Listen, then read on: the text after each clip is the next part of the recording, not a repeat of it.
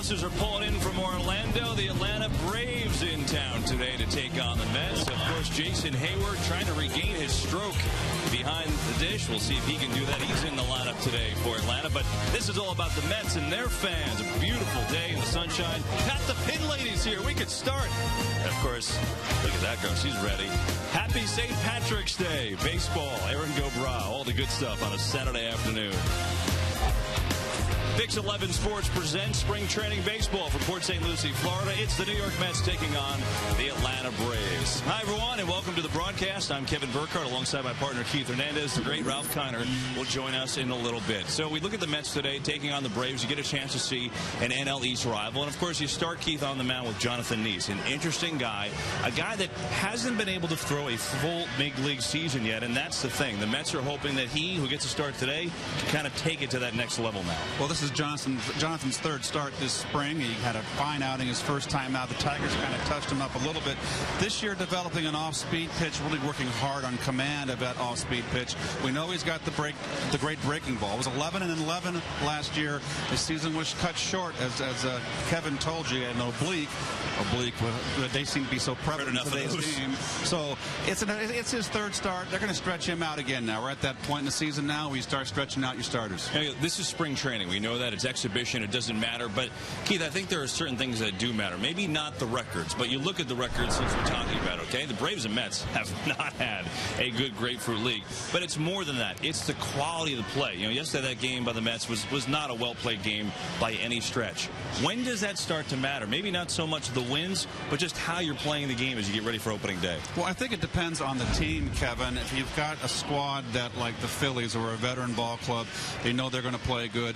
You know, it's not so important that they have a great spring. But I think with this Met ball club right here, I mean, they are picked to finish in the lower division of this, the lower standings of the National League East. I think it's more important for them to build confidence and have a good spring. It's something the Mets have not done. They haven't been able to fill their first place team out there. David Wright has not been in the lineup amongst other players, but David obviously is one of the most important players that they're missing. That's trying to get healthy, trying to play well, trying to beat their rivals, the Atlanta Braves, this afternoon. Jonathan Niese on the hill. First pitch from Digital Domain is next.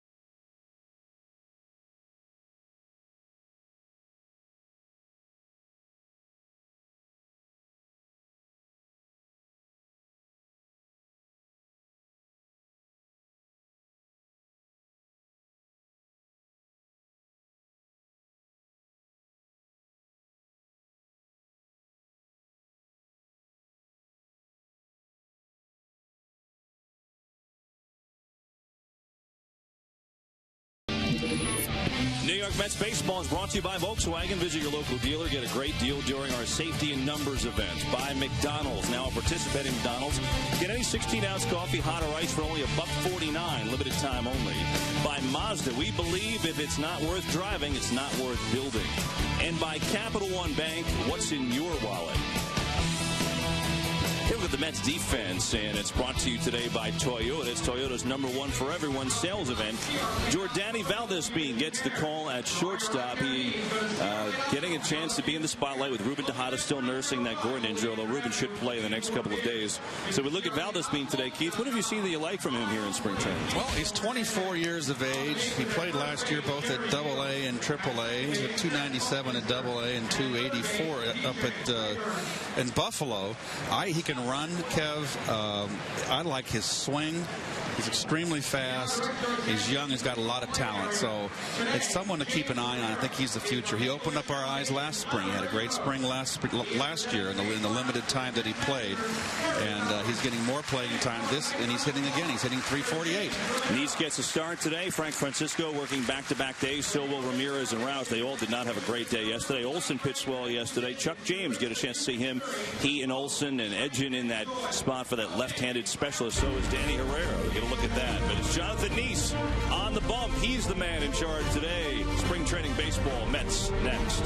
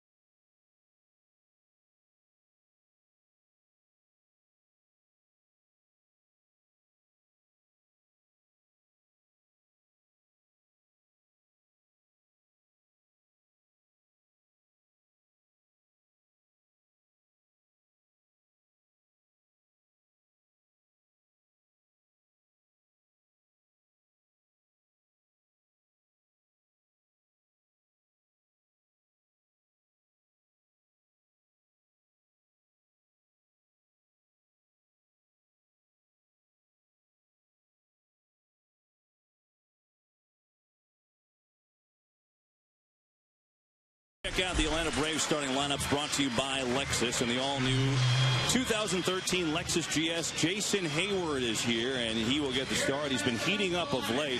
It's a big year for Jason Hayward. Had a great rookie year and really slumped last year. Had a rough go of it, and now trying to get back to prominence, if you will. Braves actually brought a lot of their good players today, considering it's a split squad and it's a 2-hour drive. And they'll face this guy, Keith, Jonathan Niese, getting the call. Well, we talked about him at the Open, 11-11 last year. You see the innings pitched and hits. That's too many hits given up, but I like the walks. Doesn't walk anybody. We know he's got guts. He doesn't knuckle under when men are on base. It's just a matter of him staying healthy, getting a full season in. And he's lost a little weight, got himself a little stronger. So another year for Jonathan. You know, it's beginning of spring training as we take a look at Terry. And don't adjust your sets, by the way. Those are the green unis. It's St. Patrick's Day today. Get festive, everyone. So the Mets wearing the green unis and the hats. And the Braves just going with the green hats. Now that is cool. Yeah, I agree. The bases are pretty sweet. I always like wearing the green uniform on St. Patty's Day. I think we started doing that when we moved over to St. Lucie. We didn't do it in St. Pete when we were spring training there, if I recall correctly. It's always fun. Change it up, right? Yep. So Niese will get the start, 22 and 23 with a 4.39 ERA in his career. And Keith, you mentioned the better shape. It's in the beginning of the spring training when it started. He turned into a big running joke for us all spring about a rhinoplasty that he had, but he also got some work done and clean up kind of the sinus passages and airways in there, and it opened it up. And he said, the thing is, after it was done, I was able to felt like breathe so much better and freer, and he feels he's really in good condition. And that's been a question for him his first couple years, the endurance to get through a season. As first batter, though, Andrelton Simmons leads it off with a base hit, and the Braves are raving about this kid that was in single A last year and has lit up spring training for them. Well, Jonathan Niese it hasn't been an issue about his weight. He's always been in good shape. He just worked a little bit hard, I think, to get himself stronger to last the long haul. And he's developed a changeup now. He's working on that changeup this spring.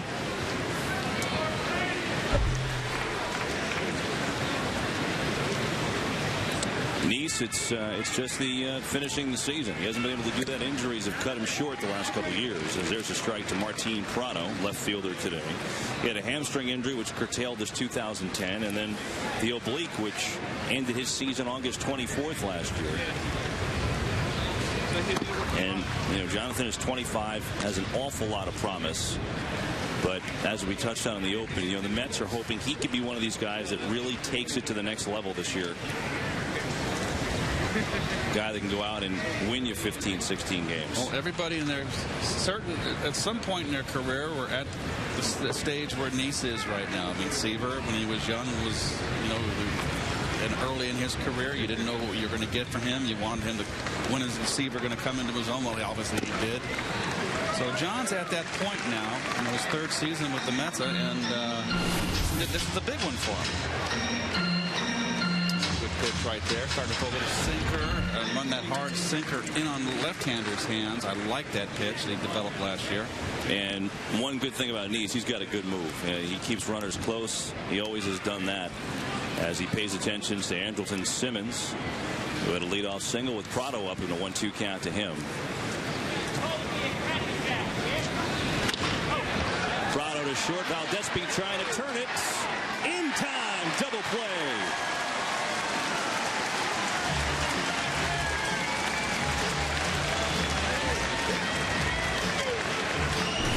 Well, Valdespie showing a quick release and a good arm. Just barely got the young Simmons on the double play here. Really not bad base running. The ball just hit very hard. Good arm, and Ike Davis with the stretch, which, Keith, as you know, is so underrated these days. Jason Hayward, the batter now. First pitch swinging. Turner fighting the sun, makes the catch, inning over. So after a leadoff single, Jonathan Niese comes back, double play, pop up. Mets turn to hit next.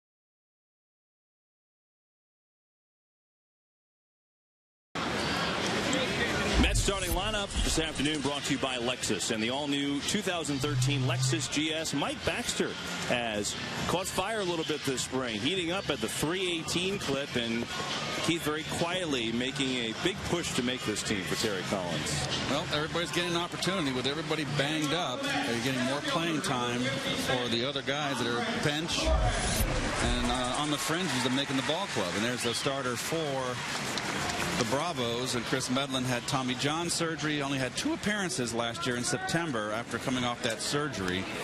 He's got a chance to make the 5th spot in this rotation. With Chris Hudson down with back surgery, not due back till May, it kind of creates a second spot in this Braves starting rotation. Yeah, he absolutely does. As Andres Torres leads it off for the Mets, he's had a good spring. See what he did last year. This spring he's at 333. Big swing and miss. Medlin's got a nasty curveball when he's right. And, you know, not a big guy. He throws pretty hard. It's good change right there. As Torres 0-2. And Medlin makes the play, and there's 1 down. Yeah, Keith, I agree. You know, Medlin's got he's got a lot of talent. You know, he actually blew his elbow out against the Mets. Right. Remember that? Yes, and he was having a great year in 2010. I mean, he was 6-2, a 3.68 ERA in 14 starts, really kind of coming on the scene and making a name for himself. And there's no doubt, you're right, he can make this 5th spot, and I think if he does, then he's certainly going to be in the bullpen, at least for now. He's got a lot of talent, still just 26 years old. As Daniel Murphy is the batter, and he rips one on the first pitch. Nice hitting Murph. And we'll take a look at the Mets Toyota defense, brought to you by Toyota. Hurry in. It's Toyota's #1 for everyone's sale event. And that's your defense right there for the Bravos. And Freddie Freeman last year could have been Rookie of the Year, but he lost out to his teammate out there in the bullpen, Craig Kimbrell, who won the Rookie of the Year award with a fine year they had. Both of them had terrific years.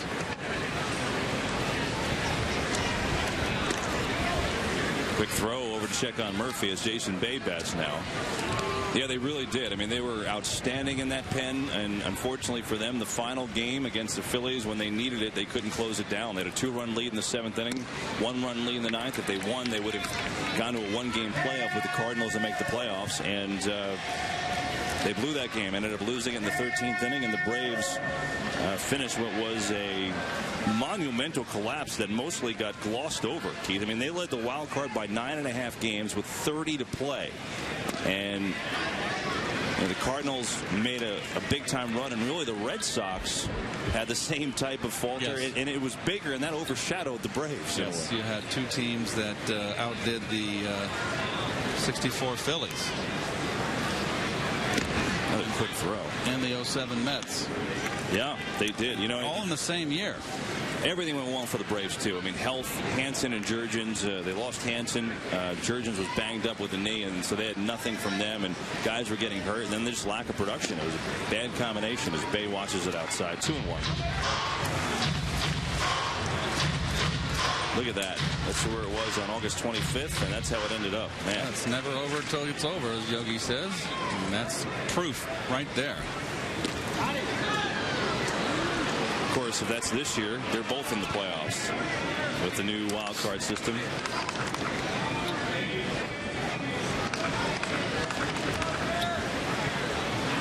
Two and 1 to Bay.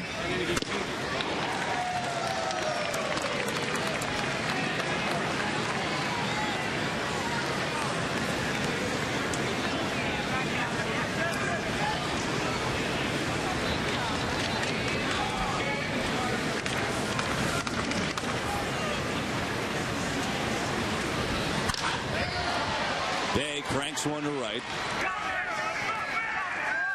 Hayward puts him away, and that's the 2nd out. First baseman, number 29, Davis. Well, while this game is going on the main field, on the backfields, minor league games have started today, and Zach Wheeler is pitching.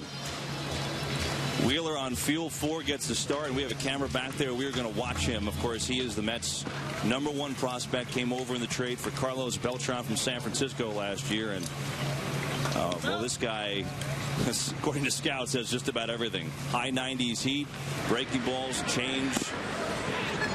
Single A last year when he came over with the Mets, and all eyes will be on him. So we'll cut back and forth and watch him a little bit today. Keep you updated. Is Ike Davis the batter? Boy, what a year he was having before he got hurt. I mean, look at those numbers. 302. Home runs were there. RBIs there. 25. Was it? No, 20 RBIs in April. Good first 5 weeks of the season. He was just driving in big runs and that pop up. And who would have thought he'd missed the entire season? 1-1. And I remember that night, Keith, you know, after he had the little run-in with David Wright trying to catch that pop-up on the mound, he said, yeah, I mean, I'm not sure, but I'm hoping I could play tomorrow. It's just one of those crazy things that seems to have happened to the Mets in the last 5 years or so. There's a strike. But the ankle is not an issue anymore. Good change right here. He's sinking. That's a pretty good pitch. And Ike's so patient at the plate. That is a pitcher's pitch and one to take. 2-2 now. And he gets the corner, strike 3. Boy, that was nasty from Chris Medlin. Mets get a Murphy single. They leave him, and we've played one. Scoreless.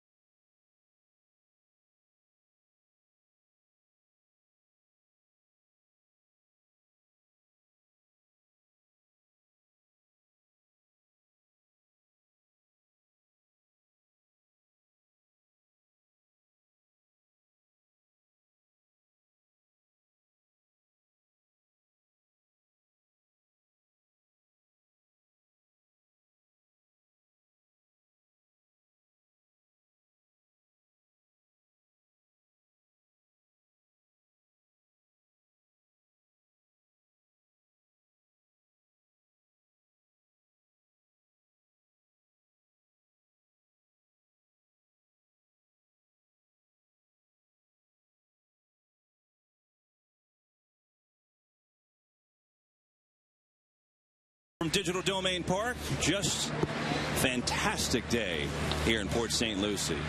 Slight breeze, temperatures in the 80s. Jonathan Niese on the mound against Freddie Freeman to take strike 1. Freeman terrific last year, second in Rookie of the Year. Strike 2, 282 average, 21 home runs, 76 RBIs. Plays an excellent first base. He doesn't have a lot of range, but everything he gets to, he's solid with the glove. So he's not just a one-dimensional player. Just 22 years old. 1-2 hole here. I like the fact that he goes the other way, Kev. He can hit the ball down the left field line. He hit 21 home runs last year in his rookie campaign. And so he's got pop, but he has the ability with 2 strikes to go the other way. You can fight off that inside pitch like right there. And that's kind of an inside-out swing. But you know what? It keeps you in the at-bat. A good pitch by Niese, tough left-hander coming inside. And you're able to fight that pitch out off and stay in the at-bat. 2-2. Tough play. Davis to Niese. Niese can't hang on.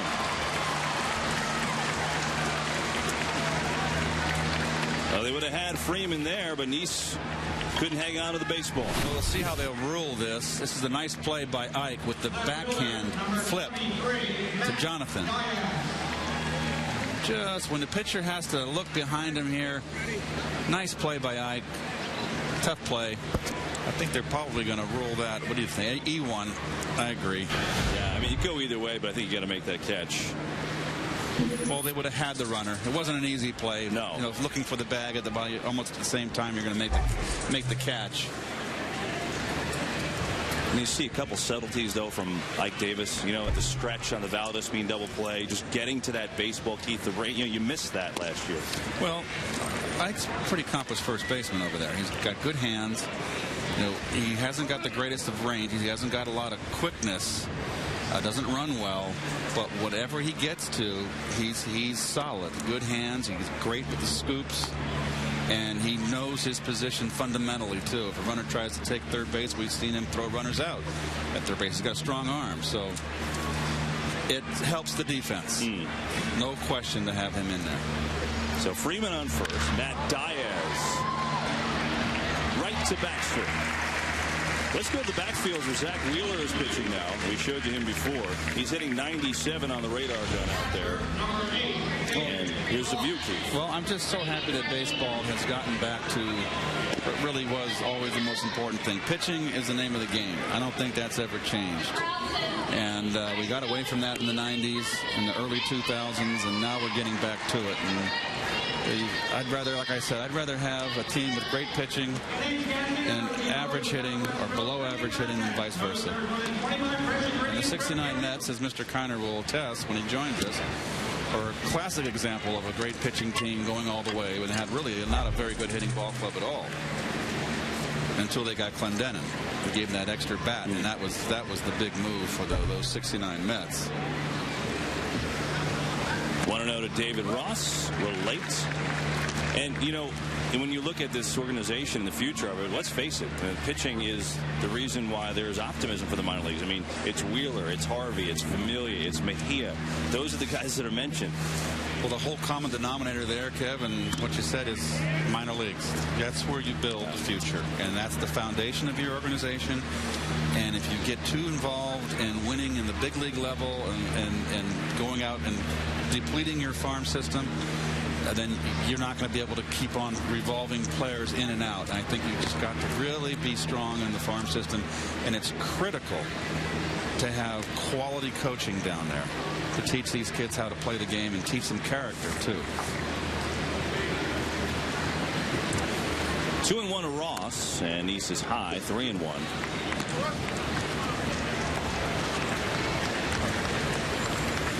You know, Wheeler obviously on the minor league side, but Harvey and Familia got to taste the big league camp to get that experience this year. He is still working back from Tommy John. Well, interesting what Harvey's last start was against the Braves, and what Chipper Jones had to say, faced him, and said he threw a heavy ball, and kind of said, "Where'd you find this guy?" That's the things you like to hear. I think anybody that's around Matt Harvey and not only watches him perform but watches him act knows that he's not that far away. Murphy puts away Ross, 2 outs. Well, 80 degrees, nice breeze off the ocean again. Partly cloudy. I can't even say it's partly cloudy. It's just beautiful. Blue sky, great day. Maybe we can open the season in April down here. Yeah, that's great. I like it. Drew Sutton is the batter now, switch hitter with 2 down and runner on. Takes a cutter inside for strike 1. That's a pitch that Jonathan has developed over last year. The cutter to go with the curveball.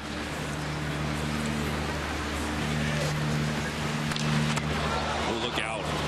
Yeah. Did it get anybody? Let's hope not. I don't think it did. Everybody seems to be okay. Meanwhile, Niese has Sutton with an 0-2 hole.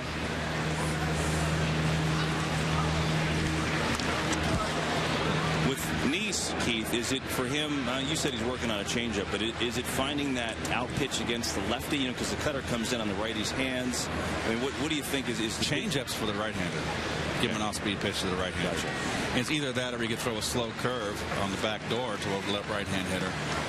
But that's be primarily against a righty. Valdespin makes that one look easy. So does Jonathan Niese. He's pitched 2 innings of shutout ball.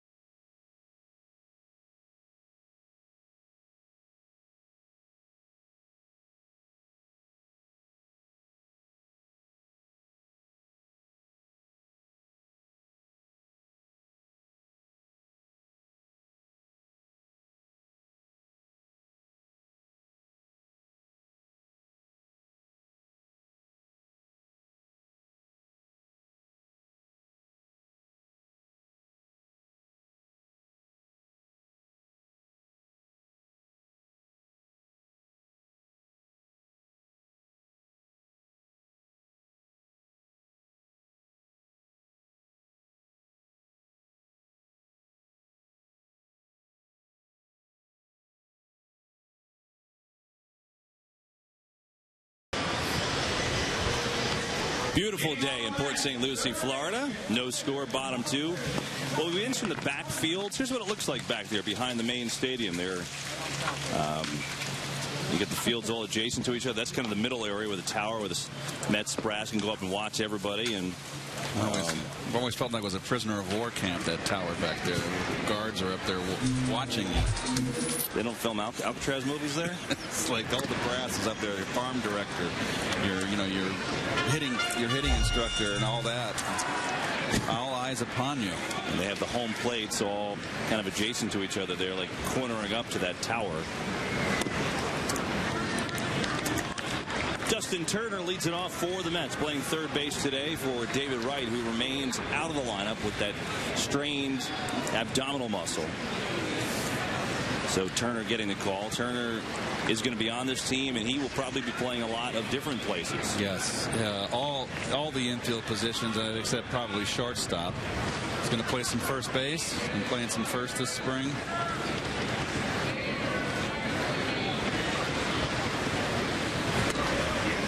Medlin a little low, so it's 3-1. Well, Niese has looked good through 2 innings, despite the drop at first, but that was a tough play. And Medlin had a very impressive first inning himself. We see a pitcher's game here today. But a leadoff walk issued to Turner. That'll get it going for the Mets. So we talked about David Wright. What exactly is he doing in rehab concern? Well, he's not doing too much, but he did do this today. Out working at third base. Ground ball, did not make any throws. You see him dish the ball aside. It is on his right side, and remember last year we mentioned yesterday, Kev, that Ryan Zimmerman had the same injury just about on the throwing side and had difficulties throwing. So we're 2.5 weeks. It's opening day. Getting close. Is he going to be ready? Well, Keith, how many? I mean, look, obviously, if David's ready on April 4th, he's playing April 5th. But how many at bats really do you need to just feel, okay come opening day? Well, you've got to have swings, and with that abdominal, how are you going to swing? You can't swing. Hasn't swung the bat yet. So how are you going to have any timing? So how long do you think it takes to get that? Well, each year's different. Sometimes you find it early in spring, and you really don't want to once you're established. And sometimes you don't find it till the last couple days. Every year is different. but there will be a little bit of immediacy to him when he does get the okay to swing to find that rhythm quickly. So we'll watch. I mean, Terry Collins was optimistic post-game yesterday, saying Wright maybe faces live pitching, middle of next week. But, again, that's a day-to-day thing. You just can't predict it and how that heals. So Wright is fielding, but he can't throw. And really, until he can do that in swing, it's not much of news. Well, Mike Baxter right here is fighting for a position on the bench on this job, on this team for the spring. He has had a good spring thus far. He's hitting over 300. Everybody clap your hands. New Yorker. From Whitestone. And, he's also gotten out there and played a little center field. Why? Because he realizes the Mets' lack of center fielding depth. And especially with Harrison Hurd, who Terry Collins dubbed as the backup center fielder, he said to Terry, hey, I'll try center field. And he's been out there working, trying to get center field. I mean, he's a corner outfield guy. Well, when you're a reserve player, hit and run right here. Nice play. Wow. That was a turn, huh? Wow, say. Sutton to Simmons to Freeman, 2 down. I'm telling you, the turn by the shortstop, Simmons is the play. Nice feed, and he got knocked off. Was able to get enough mustard in the throw. That is a heck of a double play.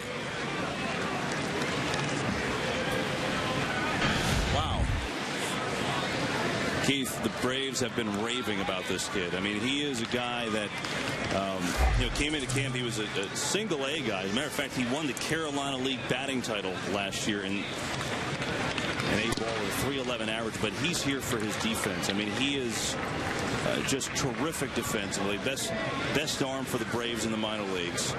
And he also a guy that used to be a pitcher and threw 98 miles an hour. He's from Curacao. And, the shortstop was kind of given to Tyler Pasternicki with the departure of Alex Gonzalez. But Pasternicki has had a brutal spring. This kid could make the jump. It's very possible. I mean, he's played that well and opened that many eyes for the Braves, and you just saw it. Well, they've also, the Braves acquired Jack Wilson as a backup at short, right. The veteran, the former Pirate, Mariner. There's Freddie Gonzalez. I just think he's a good manager, even though his team folded last year.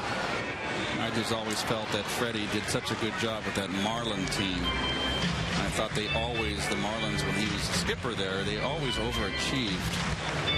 And he had his hands full with handling Ramirez. He had to be just smiling and laughing to himself all those years in the Marlins where he begged them to go out and get some bullpen help, any kind of help, and then they go out and spend like crazy this offseason as May does not go around. And that was a point of contention. He went 3.5 years before he got fired there, and then it was Edwin Rodriguez and Jack McKeon, and now on to Ozzie Guillen. But won 89 games with the Braves last year, but it was 1 too short. Well, the Braves are going to have a little bit of a revamped bullpen. I mean, they got their steadies are Christian Martinez, Eric O'Flaherty, Venners, of course, and Kimball. But they got 3 other spots that are going to be wide open. Second strikeout from Medlin. 2 scoreless here in Port St. Lucie. Ralph Kiner in the booth next.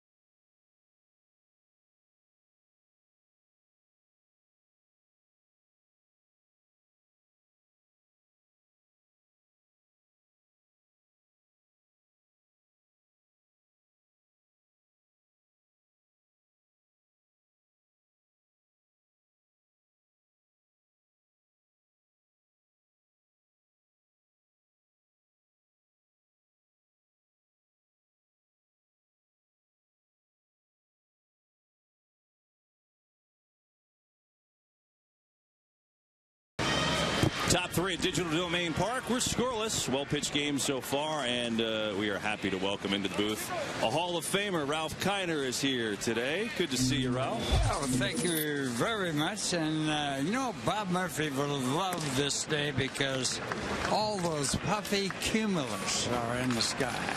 Oh, that's right. Murph No Cirrus? Murph liked to call the clouds. I prefer Cumulocirrus myself. Durango, just high enough over Turner's head. So Luis Durango, who's got ridiculous speed, is on first with a leadoff single. Aren't they cumulus nimbus right now? Is that what they are? No, they're the rain clouds. They're the rain clouds. But these puffy cumulus are always with pretty skies here in Florida and Texas and anywhere where you have some humidity. You know, Ralph, I'm doing my preparation for this game. I had no idea how to study on clouds. I mean, you're just bringing it all to the table Well, today. I was an Navy pilot in World War II, so I know about the clouds. That's pretty cool. It is a fantastic day as Medlin hits, the pitcher. This is the first day that the Mets have gone without a DH this spring training. Medlin bunting. May will go to first. There's no shot with Durango running with his great speed. So a sacrifice from Medlin. You know, speaking of DHs, or designated hitters, they've used the other regular players, the bat. But pitchers need to work on how to sacrifice, how to work, and how to bunt, and everything else. So, I mean, I don't understand that. You know, I guess it's a catch-22 because in some way earlier in spring, you get at-bats for other guys and just, get more guys in the lineup, get to see them. But especially for this Mets team where that was such a bugaboo for them last year, it is important. Well, you know, spring training has really changed so much. I mean, in the old days, they didn't have anybody but a trainer, no doctors in spring training, no anything professional. And you're on your own. And when I started playing ball in 1941, I could not take batting practice. The regulars would not let me in. Why is that? As Simmons to center out. They didn't want you to look good. I mean, you had, the one thing I remember. Because you could take their job, obviously. You're right, yeah. But Bob Elliott allowed me to get in. He was the best hitter in the Pirates at that time. He said, hey, kid, get in there and bat in front of me. Well, he had nothing. He had a lot of confidence in himself, obviously. And he was a very good player. MVP in 1948 for the Boston Braves. He was traded from Pittsburgh to Boston. And I got a chance to fire Bob Elliott. I was the GM of the San Diego Padres, and I had to let him go because he would show up late for the ball games as the manager. But he was a real good hitter. How tough was that for you to do? It was very tough. I can imagine. And Jack Murphy, Bob Murphy's brother, Jack worked for the San Diego Union, and he was a very good friend of Bob Elliott. And he didn't really like what I did for a long time. Finally got to know Jack well, and we were good friends after a while.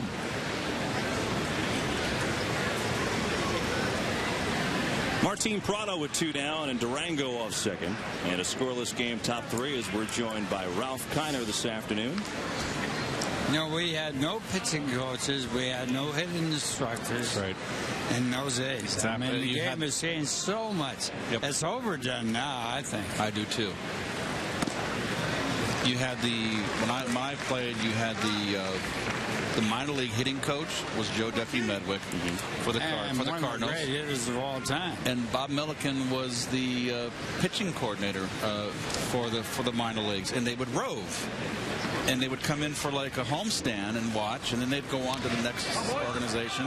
He didn't have a hitting coach or a pitching coach in the dugout. Medwick was an outstanding hitter, and the last guy they won the MVP in the National League. He was the last guy to win Triple Crown in the National League. Yeah, well, you're right, yeah. I'm wrong on that. Apologize. I think he did that in 34?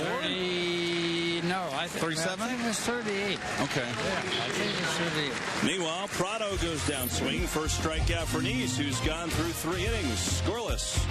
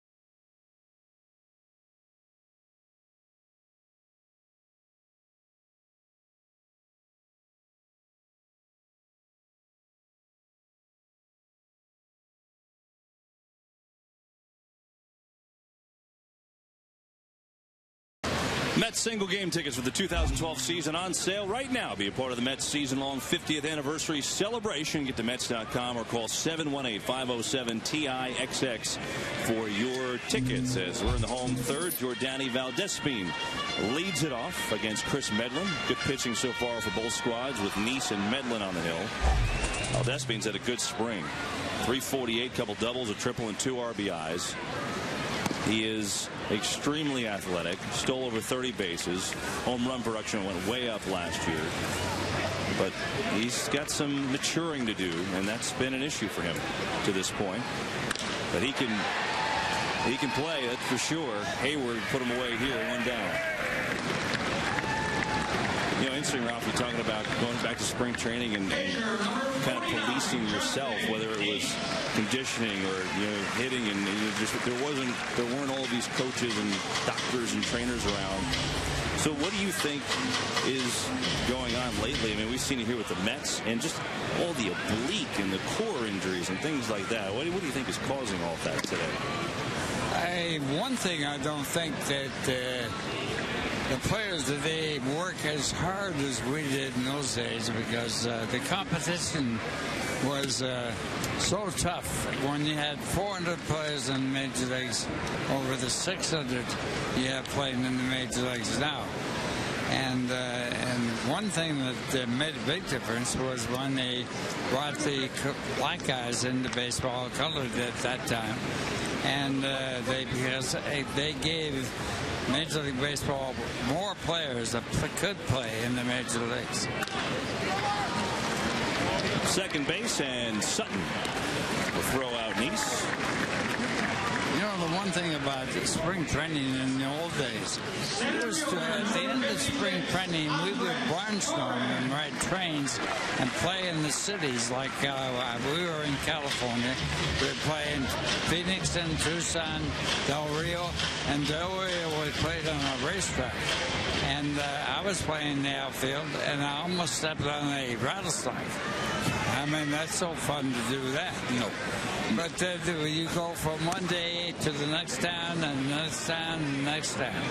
And, of course, we did it on trains. Mm-hmm. And so you ride the train all night and play cards before you went to bed. And then you played all day ball at that time. And then you go on from there. Now, wait. You got to go back to stepping on a rattlesnake. You can't just gloss by that. Well, I almost did, but he actually was coiled, so I meant a good strike. Did you hear it, or you just happened to look down? I heard the rattles on the rattlesnake. Yeah, I jumped away. Yeah, that's not supposed to happen. Double A in Alexandria, Louisiana. You're talking about a tough outfit to play. Yeah, I would say so, Ralph. The ballpark in Alexandria, Louisiana. There was a Padres farm team there. I was in Double A in '73, right in the middle of Louisiana.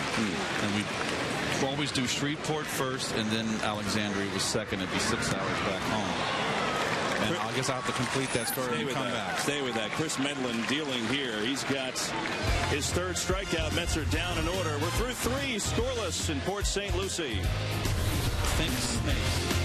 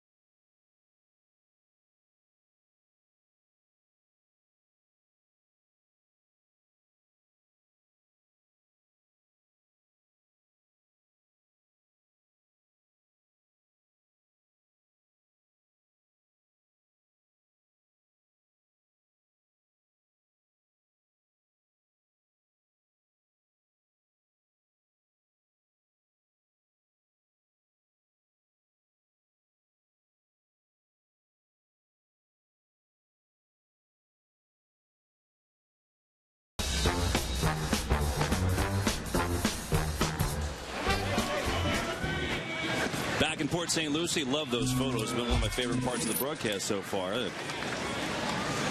Got to give you a little flavor of spring training. Scoreless game. Jonathan Niese and Chris Medlin both pitching well so far. You don't get to see that all the time in spring training. It's been fun. Both guys filling a groove as Jason Hayward leads it off in the fourth. Guys, this is such an interesting guy. I mean, he's 22 years old, came on the scene. It was, highly touted a couple years ago when he was second in the Rookie of the Year voting and 14th overall pick in 2007. And last year he had some injury issues and he regressed. 227, 14 homers, and 42 RBIs, and that's a line drive. That's the type of thing that Hayward does when he's on. Hit line drives like that, and he's got a single to lead it off. But take a look at his swing, Ralph. What do you see from this young guy? That's one of the great swings of all time. The bat speed on that swing was so good, so fast. And it shows what he is potentially able to do and did in that rookie year. You're right about that. Keith, what did you see differently from him last year? I thought his shoulder was bothering him. I saw his swing altered, and I thought he was favoring his shoulder, and particularly in his follow-through. He got criticized by Chipper Jones last year, where Chipper told him to get out there on the field and play. Sometimes you got to play a little bit of pain. Yeah. I don't know the extent of his injury, but this is like a tailor-made double play. Murphy to Valdez, Bean to Davis. Well, we'd like to see Murph turn into. Murph turned a nice double play yesterday, but this is nicely fielded, nice feed.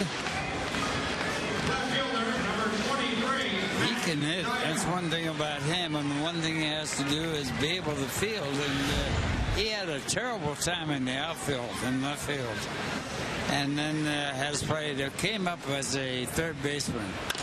Has played the infield before. And Ralphie gets another chance here. Well done by Murphy. Apropos, that should play a little Irish music, maybe. I think that fits on this St. Patrick's Day.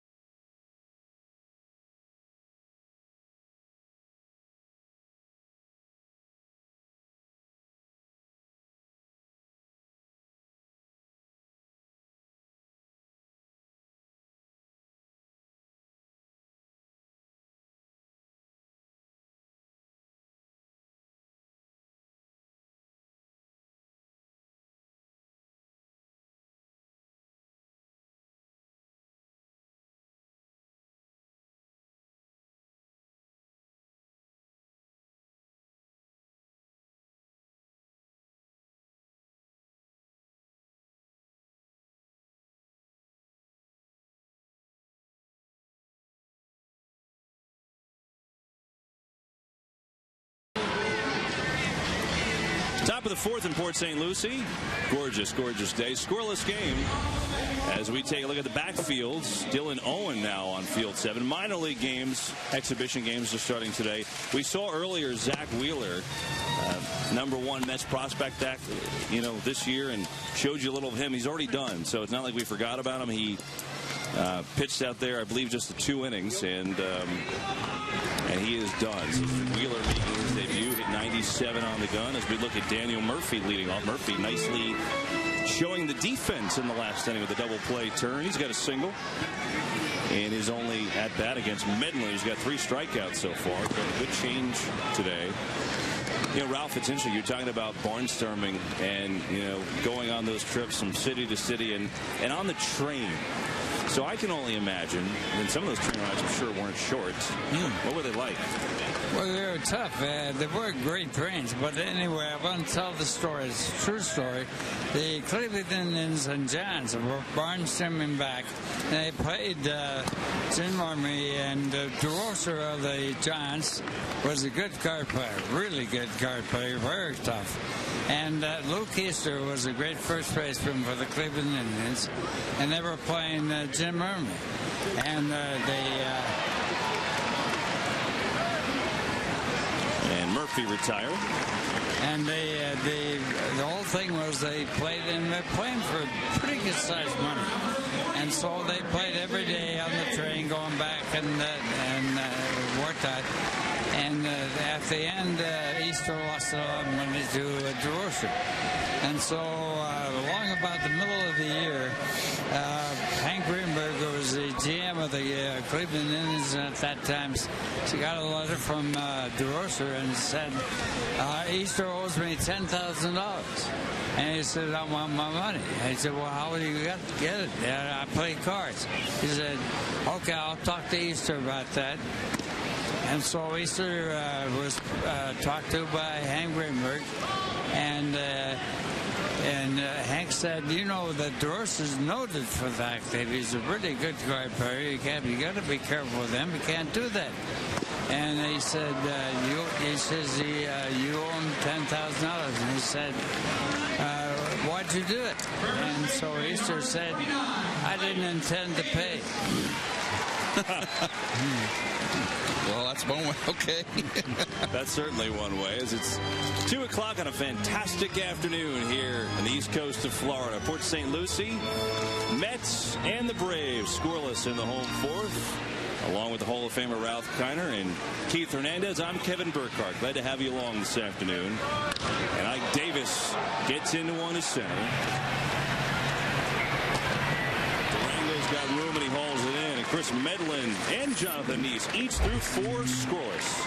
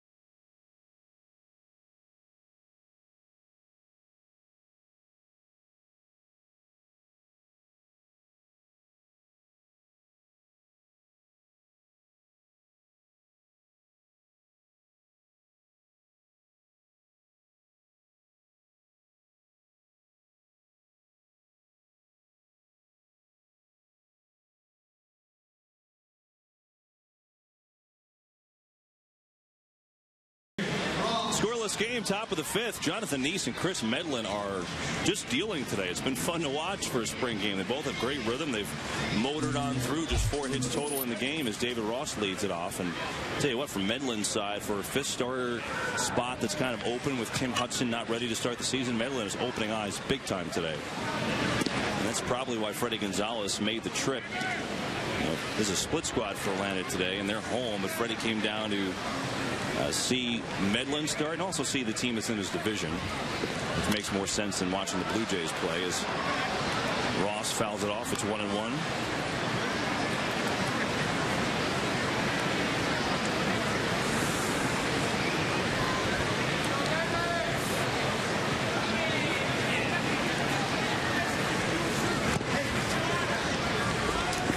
comes in on the hand. Jonathan Niese, 25 years old, 7th-round pick of the Mets in 2005 out of Defiant High School in Ohio. Passed on a scholarship to go to Cincinnati to come play pro ball. Ross has himself a base hit. Well, we've been talking about Zach Wheeler today. Dave Lennon of Newsday on Twitter has his line officially, so we take it from Dave. Here's what he did as we looked at the video from him. He actually went 3 innings, 1 run unearned, 2 hits, 3 walks. You look at the line there, 52 pitches he threw. And got it up to 97 with the fastball, also a big-time slider and a change for Wheeler. That was down 83 to 86. He's got the goods. Now it's about experience, so his minor league exhibition start is come and gone as we see Drew Sutton with 1 down. Excuse me, 1 on, not 1 down. Ross on first after that single. You know, Ralph, I put something out on Twitter today of people that had any questions for you since you would be in the booth. And there were a lot of interesting ones that people wanted to ask you. Are you on Twitter, Ralph? They also wanted to get you on Twitter. You have an iPad now. You should explore this. I don't need that many calls. But I know about Twitter, but I'm not involved. Well, one of the things that, as we look at 50 pitches for Niese, one of the things that people ask is, you know, I know you've talked a lot on the broadcast about guys that you face, but one of the people on Twitter asked, well, who would Ralph like to face today, and who does he think would be very difficult to face as a hitter? Well, I think basically all your pitchers are pretty well schooled and well taught, and probably in one respect have more pitches. They used to be fastball, curveball.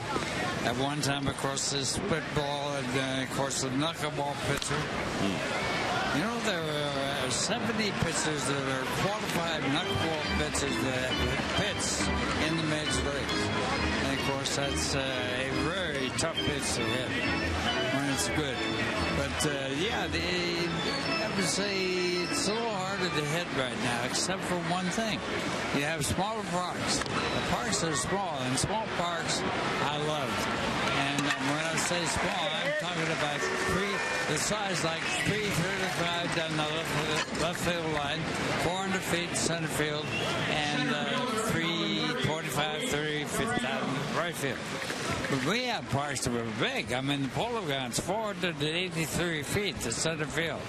Pittsburgh, 457 feet to center field. I mean, they were big ballparks. It's a little different. And it makes a different game out of it.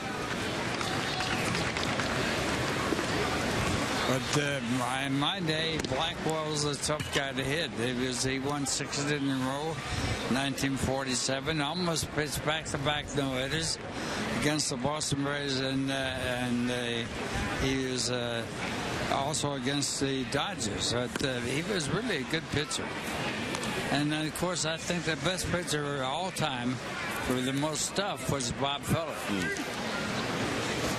And they don't throw any harder now as they did then. I mean, Walter Johnson, a great pitcher. Nolan Ryan, a great pitcher. They throw all around the same rate of somewhere around 403, 404 miles an hour. But the radar guns you can't really trust. They're all different speeds.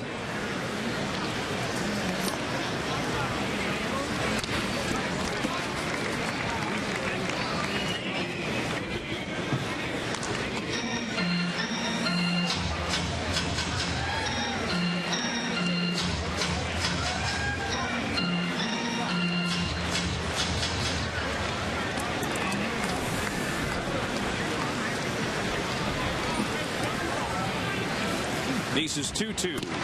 And he got him. 89-mile-an-hour heat sends Durango back to the bench, and there's 2 away. Second strikeout for Niese. A high fastball. Threw it by him.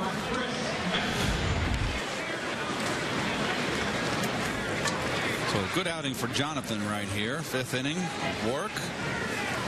That was a good curveball. You know that, Keith? Yes, he does. Curveball, of course, is not really a featured pitch anymore in the major leagues. It's gone to the slider, and it's gone to that sort of a faster breaking pitch.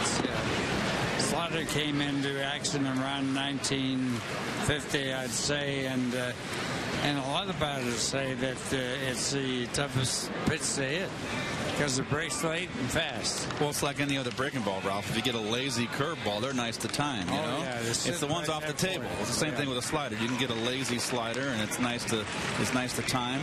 It's the guys that throw the little sharp late breaker. That's the one that's tough to hit. That's the one that moves late, and you don't see it move until it's too late. I used to love a lazy curveball. Oh yeah, a hanging curveball. Niese comes inside and hits Medlin. So Niese, who is trying to finish up what's been a real good day, obviously a little disgusted with that. 2 outs, and he hits the pitcher. Not much of an effort to get out of the way of the ball there, is it? Even though he turned his back. You know, another thing about baseball, the intimidation factor was a real deterrent. I mean, it was stuff they would throw at you anytime and a lot. And now, of course, it's against the rules to throw at batters. They do throw occasionally and they stick it in, but if you do it, the umpire throws you out of the game and you got no chance. Throws you out of the game, and then you can't throw inside the rest of the game. And if you get close, you're out too. You go inside, but you can't throw inside. Well, just like, give me my fork and knife, please. Give me a bat after that. Andrelton Simmons is your batter now. That's a nice pitch. There's his off-speed curveball, Kev. We were talking earlier about Niese with the changeup. But this is what I like. He can throw that little off-speed little curveball to right-hand hitters on the outside corner. Doesn't want to throw that pitch middle or in. Keep that over-the-top curveball off-speed away. Now, good pitching. Boy, Jonathan Niese, sharp. No one warming in the Mets pen. Maybe he gets out for the 6th. Good game here today. Scoreless. Niese with the K is third.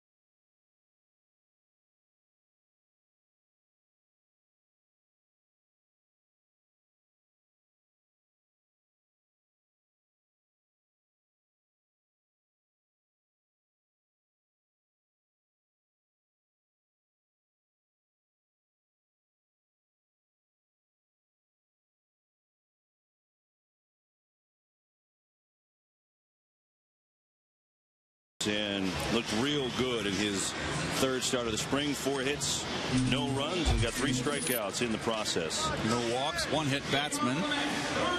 So real nice, sharp outing for Jonathan. Meanwhile, Keith, as we look at Niese, a new Braves pitcher, Sean Gilmartin, who's one of their stud young arms in the minor leagues, will get a chance to come on in relief of Chris Medlin, who was spectacular. Medlin went 4 innings, 1 hit, 1 walk, 4 Ks, no runs, and making a huge bid to get into this Braves rotation again. Well, the Braves are pitching rich in their farm system. Gil Martin starts it off with Justin Turner here and takes a strike, does Turner with a fastball. Gil Martin was the first overall pick in 2011 draft by the Braves. 28th overall, the Braves first round pick. 28th overall from Florida State. He was 2-1 in the South Atlantic League and roamed for Atlanta with a 2.53 ERA. That in 5 starts last year after he signed. Well, he'll be going to Double-A. It'll be a big jump for him this year. When you come out of college, you're going to move. We'll take a look at his motion. Very upright.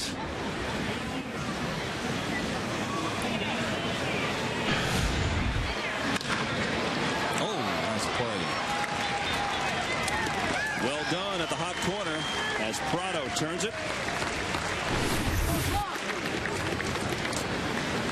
This ball hit very hard and very good play at third. Well, Martin Prado at third base today is starting left fielder, but will play third when Chipper Jones doesn't play. And, you know, it's been an interesting offseason, I should say, beginning of spring training for Chipper, who had an article written about him in the Atlanta Journal-Constitution about, you know, comments like, yeah, I'm not sure I'm going to make it. And you know, some feel that Chipper was just kind of, you know, one of those days where he was sore, wasn't feeling too great in spring, and got taken to the level where people felt that Chipper wasn't going to make it through the season as Baxter to center, but Durango is there 2 down. And the thing about Chipper Jones, guys, I mean, he is, you know, 40 years old, but the Braves still really need him to produce. That's the thing. Well, he's 40 years old, but he's certainly a Hall of Fame player and one of the great ones that ever signed up in a first-round draft choice. First man pick when he got picked up by the Braves. Of course, he has worn the Mets out for years. In fact, he liked the Mets so well that he named his son Shea. Named his Shea. But he has been one of the great players. I think one of the great things he did was when he came up, he was an infielder and went to the outfield where it suffered to be a really good hitter. He is indeed going to be a Hall of Famer, but last year was deal with Atlanta. Braves need him. 1-2-3 inning. Mets go down. End of 5 was scoreless. I want to tell you about a place that's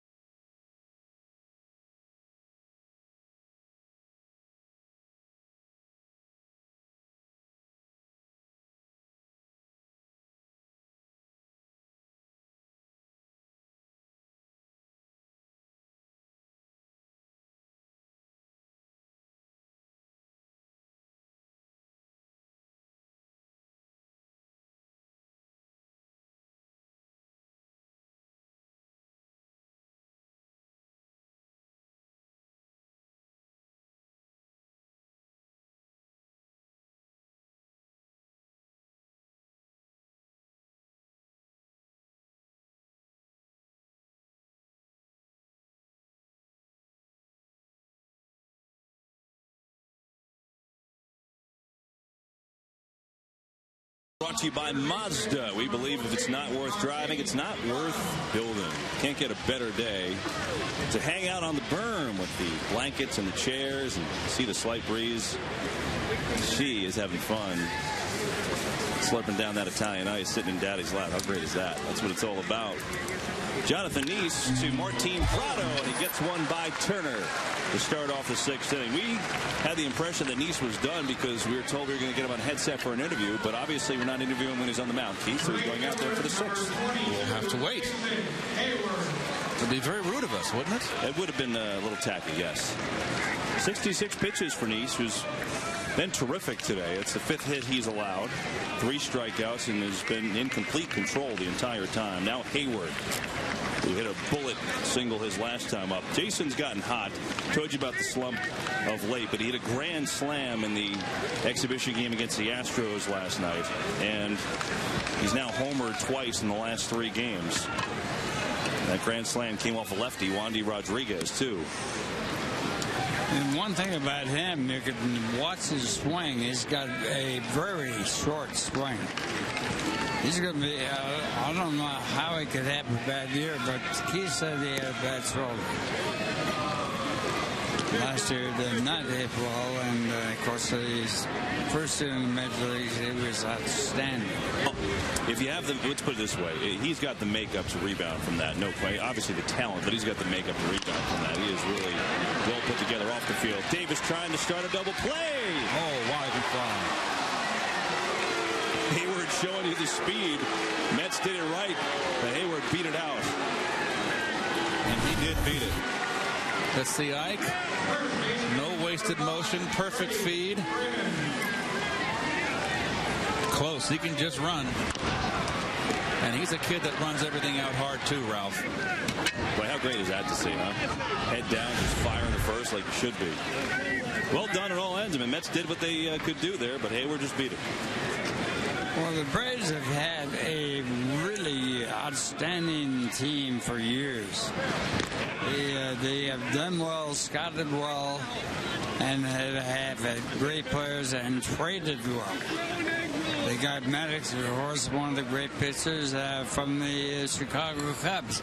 He turned down more money with the Yankees to go there when he was eligible to make a deal for himself and went to the Braves. But they had Glavine, and they had some really good pitchers. John Smoltz, a great pitcher. And Keith said, of course, earlier in the broadcast, the pitcher is really the key man in the ball club, and, of course, is like the quarterback in football. Well, these Braves have so many young arms, but they're also relying a lot on 36-year-old Tim Hudson, who's coming back from back surgery, as Freeman has a base hit, and the Braves have 2 on with 1 out against Niese. Well, that's their 2 youngsters right there. Back to back, and that's going to be it for Jonathan, I guess. He's on his pitch count. 72 pitches for Niese today, 49 for strikes, and he has come to the end of his rope. But a good outing for Niese. A real solid outing today. He goes 5 1/3, 6 hits.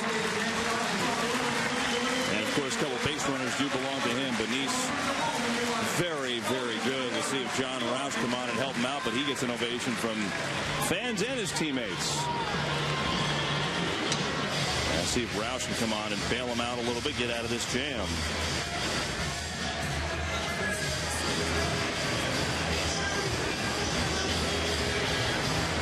What'd you like best about him today, Keith? Strikes. Yeah. 2 strikes. Pound of the strike zone. He's got good stuff. He goes after hitters. I get tired of these guys that get ahead and just want to nibble, you know? I just get tired of it. Talking with pitching coach Dan Worthen. You know, one thing about Niese is this. Keith, you said at the beginning of the game, you know, he has guts. I mean, he doesn't shy away from the tough spot. But I do feel being around him this spring, I feel like he's really comfortable in his own skin. You know, I get the feeling that he's, not that he lacked confidence before, but I get the feeling that he's really confident, really comfortable, just kind of, I think all the pieces are in place for him to make that jump and have that terrific year. You know, you know what? You build, you know, your rookie year, you come up, you're nervous, you don't know if you belong, and, you know, you kind of get your feet wet, and then you build. Each year you build, and then you get to the point where with success, you become the veteran, and then everything simplifies. Confidence is the key. And when you go out there confident and you've got the tools, you're going to find success. No, the answer to confidence being the key, but the one thing you have to do in being a good pitcher is to have location. You got to place the ball around on the corners of the plate. You ever face a 6'11" pitcher, Ralph? Oh yeah, oh yeah. Here's John Rouse for the Mets. 6'11". Randy Johnson, I was what, 6'10"? 6'10", yes, 6'10". Although at times he looked about 7'10". So Rouse will see if he can help out Niese and get out of the jam. There goes Hayward. No throw. He got a ridiculous jump on that play, and Jason Hayward steals third. Not a bad time to try to steal a base when the pitcher comes in the ball game and makes his first pitch. He's worried more about getting the ball over the plate than he is about the base runner. Gets himself in scoring position with a sac fly with only one down, and Matt Diaz, the batter.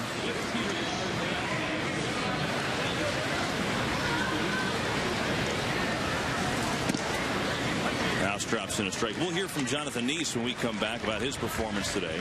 Meanwhile, Rouse working back-to-back games. Came in against the Tigers yesterday and allowed a run on 2 hits.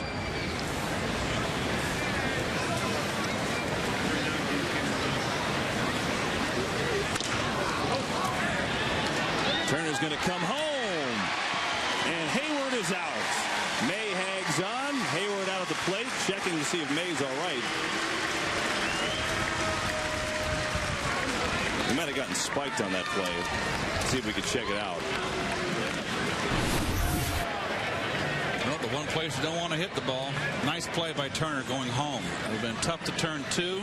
Let's see what happened here. Get his hand? Did Shoe get his hand? Trying to see. Oh, he got clipped a little with the spike. There you go. Down low. Yep. Hayward a little indecisive.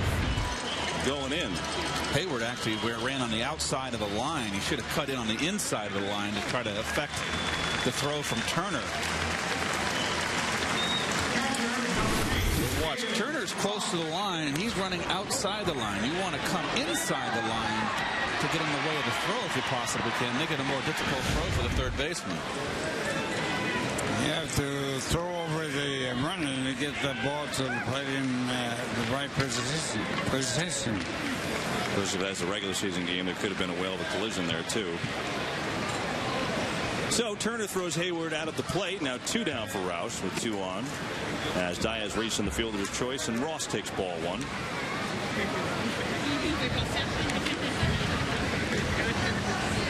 David Ross, a really good backup catcher in this league. Good defensively. Hit 6 home runs, 263 last year when he spelled McCann. Rouse upstairs with the breaking ball. 2-0 to Ross. Well, those are the norms of spring right there, the routines. It's always windy in spring, and I used to, when you run foul pole to foul pole, there's always one section there where the wind's blowing in your face, and it's like running uphill. I hated it. See the breeze blowing in towards home right now. It's been blowing out to left the entire spring, seemingly. And Rouse missing again. It's 3-0 to David Ross, in danger of loading the bases here.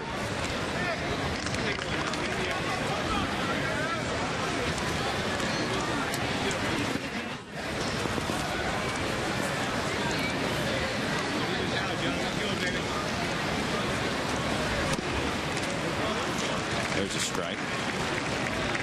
Rouse trying to find the groove. He and Frank Francisco, the back end of that Mets rotation. Frank's scheduled to throw today. They both have not really gotten in their groove just yet. Haven't felt completely comfortable out there.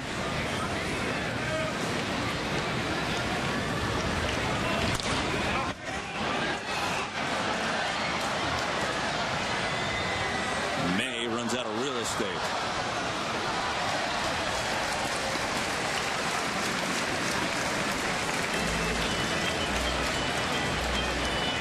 Collins getting another look at Lucas May, who's shown you plenty of tools with the bat.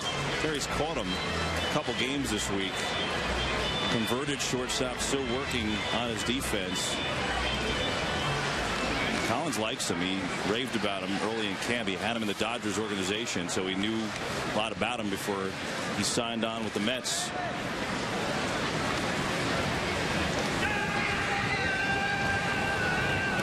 Three and two to Ross. Runners go. And Murphy makes the play. Inning over. So John Rouse comes on to prevent the Braves from scoring. We'll talk to Jonathan Niese when we come back.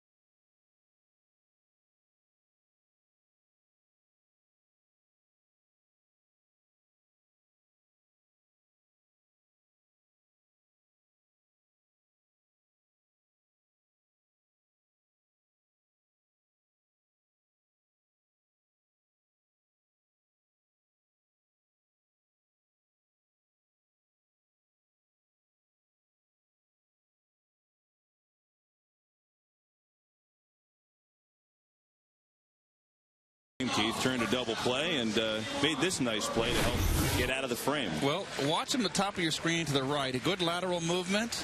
I mean, this is a routine play. A big leaguer should make it.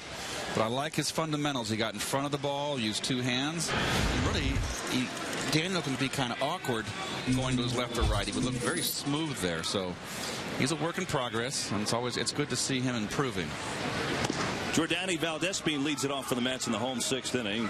Sean Gilmartin in his second inning of work relieving Chris Medlin. Meanwhile, Jonathan Niese threw zeros up on the board today. 5 1/3 innings. Who joins us now from the dugout. Jonathan, it's Kevin along with Ralph and Keith upstairs. And boy, you just looked like you were in a good groove from the beginning. How did it feel to you? That felt good. Using all my pitches. Obviously didn't use my cutter as much as I wanted to, but with Lucas and I, first pitching together. I mean, that's the first time we pitched together. We're kind of getting used to he's getting used to how I want to pitch, and we had a good conversation. Had you thrown to him in any bullpens or anything in the spring? Or? I think maybe one or two. I'm not sure, but I think, I don't remember much, but I know this was the first time in game situation. John, you've been working on, you said, on your changeup and that little turnover, little sinker you want to throw in the hands of left-hand hitters that you started to throw last year. How's that coming this spring? It's really good. I think... Nice. Lonnie Cedeno pushing the bunt base hit, and the Mets have 2 on. Go ahead, John. My changeup's a little flat right now, I think, versus my two-seam fastball. I think my two-seam fastball has a little bit more movement, and I think that's a little bit better pitch to the left-handed hitters. I just threw that last changeup to Freeman just to see kind of how he would handle it, and he stayed back and handled it well. By flat, what do you mean? You want some sinking movement with it and staying straight? Yeah, sinking and tailing movement. Yeah. John, what do you want to see as the Braves bring infield in a little bit here against Andres Torres with 2 on and nobody out? Scoreless game in the 6th, and Torres squares. It's going to be a bunt here, no question. John, what do you think you need to do to take your game to the next level here? I think stay consistent. Pound the zone, use all my pitches, throw all my pitches for strikes, and just keep hitters off balance. I think if I can do that, I can do well. When you're talking stay consistent, are you talking pitch to pitch or game to game more like for you? Pitch to pitch, right? I mean, I just got to think small and each pitch at one pitch at a time. Well, Jonathan, terrific outing today, and we'll see if you guys get you some runs here. But great job in your third outing. We'll see you soon. All right, thanks, guys. Jonathan Niese, boy, guys, he looked great today. Really did. Just in command, confident. Well, the one thing about his pitching, he did not walk a batter. Walks are kill you. Yes. And when you can't control the ball and not block anybody, you're in business. He had the one hit batter, Ralph, but that was it. Also got a couple double plays. Here, Torres in an 0-2 hole with 2 on. It's a little tapper. And Ross has to hurry, and he gets it. Ross might have had a play. He had a play. That was a big break.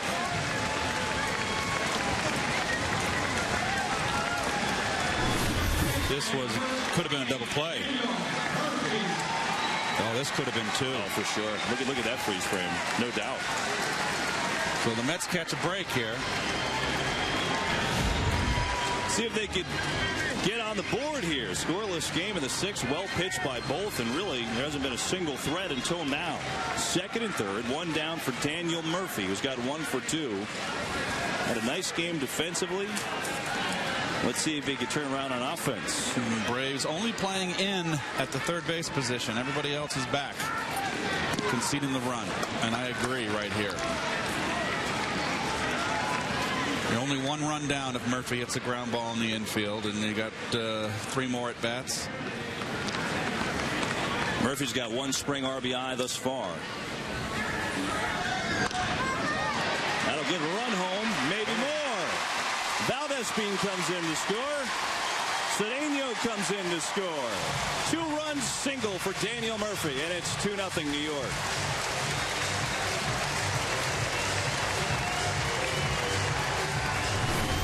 Well, Murph continues to hit. This one had eyes, didn't hit that hard. Got through the infield. Not how hard you hit him. It's where you hit him, and that's just out of the range of the second baseman, and that's 2 big runs right here. And that's called a seeing-eye base hit. It's a line drive in the paper tomorrow. Yeah. Ralph Murphy had 320 last year. I wonder what he's capable of doing this year. Same thing. Yeah. You think so? Mm-hmm. Bay the batter now. I like the one about the typographical error in the paper on the base hit. Yeah. And the hitter said, "Why? How can you not call it a base hit?" He said, "Because it was a typographical error." It was a base hit. The newspaper was wrong on that case. Davis on deck. It's Bay now, though. 1-1 count. Murphy on first. Mets taking the lead here in the 6th. Bay lays off. Bay's drawn a few walks. Also has a couple doubles this spring.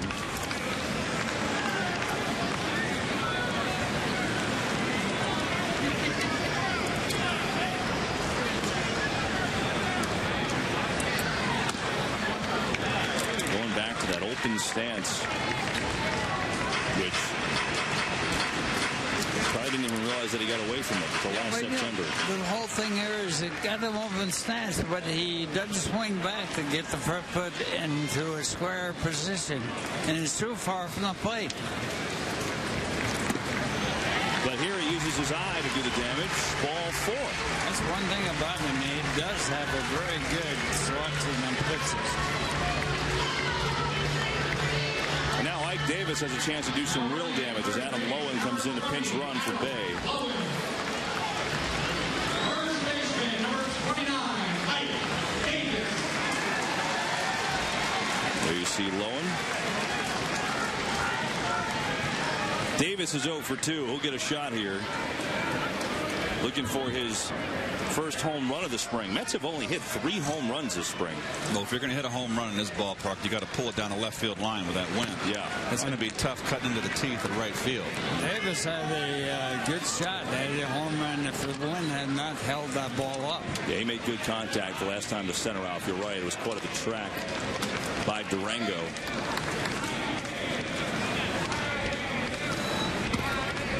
Takes a strike on the breaking ball. 1-1 to Ike Davis.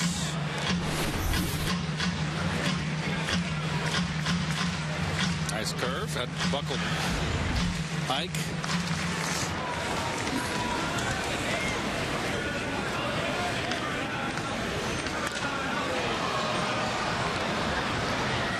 Durango chasing in as the wind blowing in, and he gets there. That electric speed of his. I like his way he swings the bat. He drops his hands down. He gets them quickly back up, which we have to do to be a good hitter. And he has a sharp swing. He just got it away enough. Well, now Turner will have an opportunity. He's drawn a walk today, so his spring average has driven in 3 runs, also homered this spring for the Mets. Murphy on second base. Lowen now the pinch runner on first, and there's a strike. Martin using that breaking ball and getting it over for strikes here in the inning. This game's been about Jonathan Niese and Daniel Murphy so far for the Mets.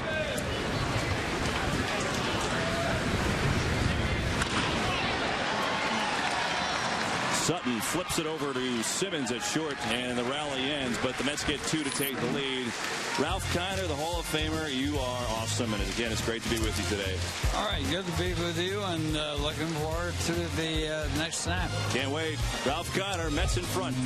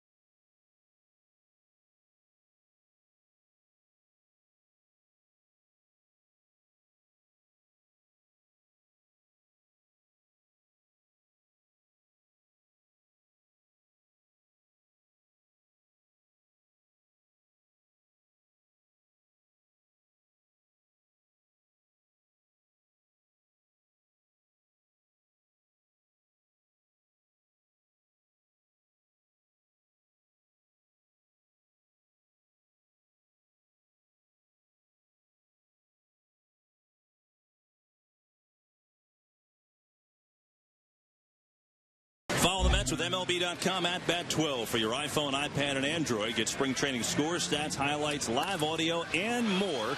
Text at Bat to 31826 or visit Mets.com for all your details. As Drew Sutton, who made the final play in the field for the Braves in the bottom of the 6th, leads it off. Frank Francisco is the new pitcher for the Mets. So we saw Roush come in on back-to-back days, and he got 2/3, got out of a jam for Jonathan Niese. And now Francisco working on back-to-back days as well. And I said he's been trying to find the groove. In fact, so far he's had 4 outings, and he's allowed a run in each of them. He's going to be the guy out of the bullpen. We've got 17 more games after this game today, Kevin. That's a lot of time for everybody to find it. Long run, Lowen, and he gets there. Lowen runs pretty well for a big guy. You know, he's deceptively fast. Yeah, takes big strides. Playing left field, number 20, Adam Lowen. Now at first base, number 3, John Sennett. Now catching, number 4, Mike Diaz. And now playing shortstop, number 6, Omar Diaz. Center fielder. You know, Kev, as I said, 17 more games. When you're a player and you come out here every day for spring training and you go 17 games, it just seems like it's August in the dog days, you know. Eternity.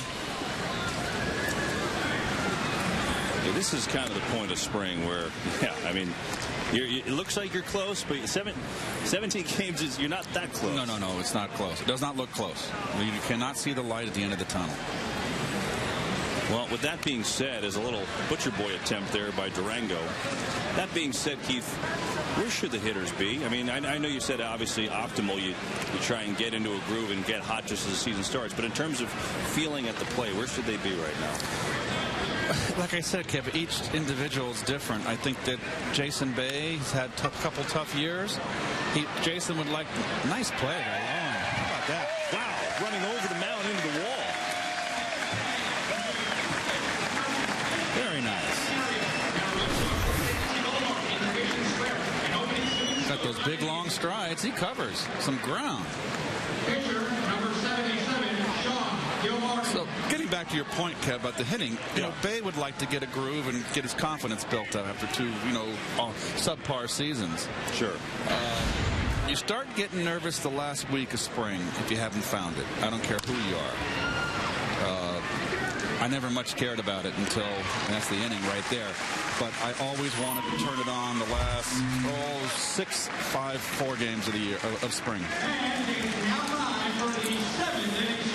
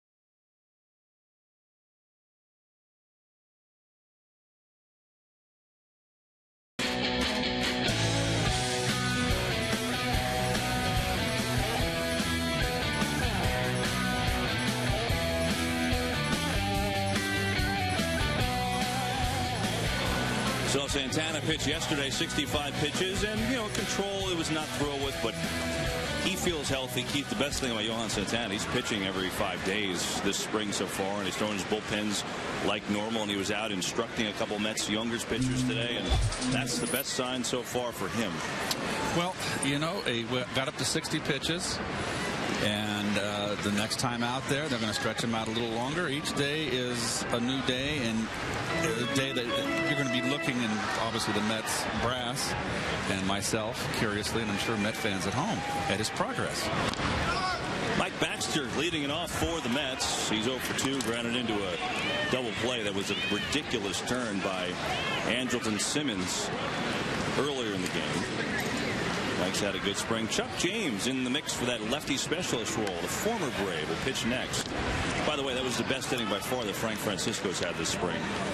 And he had struggled every inning. He came on and sent down the Braves in order. Got a little help with a great catch from Adam Lowen. So good to see Frank Francisco getting on track today.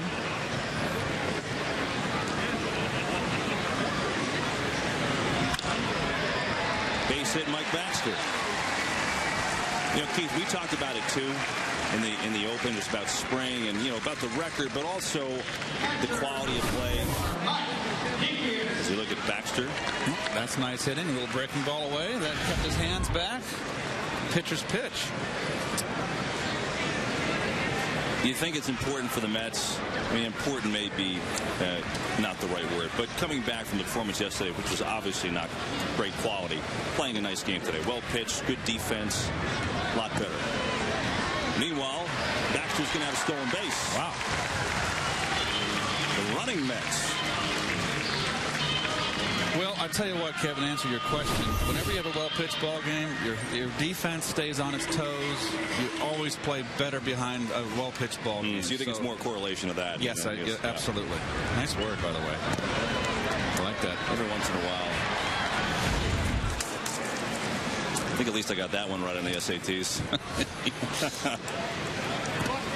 Good block by Ross in the dirt. Sean Gilmartin, by the way, on his third inning in relief of Chris Medlin, who was terrific for Atlanta, making a bid to be that fifth starter. The way the young kids have struggled, he'll be on the team one way or the other. So Gilmartin in his third inning. Mets on the board. The only runs in this game, Daniel Murphy, a 2-run single. That came in the sixth. That's where we are now. Niese was the starter. Great for the Mets. 5 1/3, no runs. Nikias to Simmons.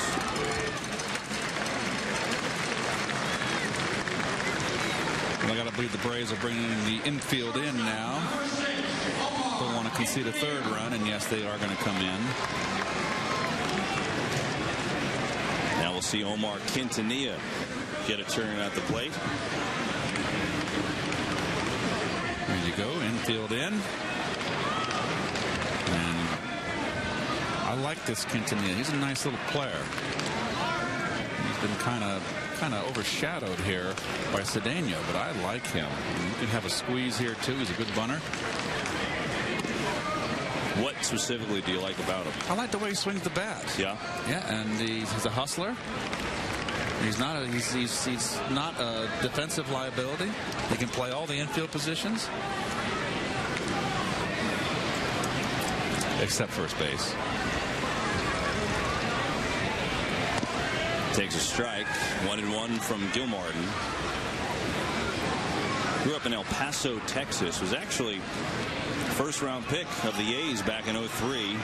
Supplemental draft out of the University of Texas. Helped them get to a College World Series with the Longhorns.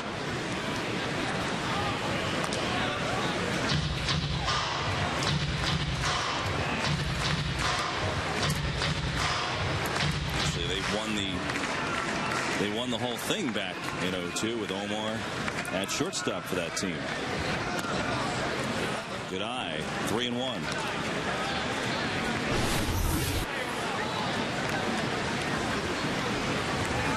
Fastball just up.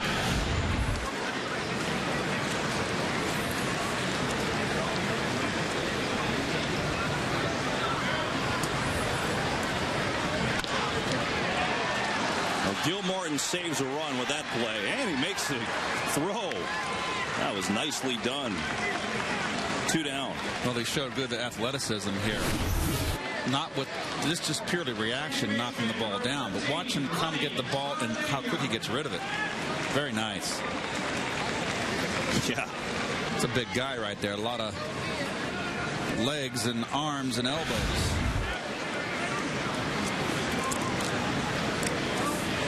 So Ronnie Cedeno now, who pushed a bunt base hit his last time up and scored on the Murphy single with 2 down and a runner on third. Takes outside, ball 1. Trying to get the Mets a little insurance here.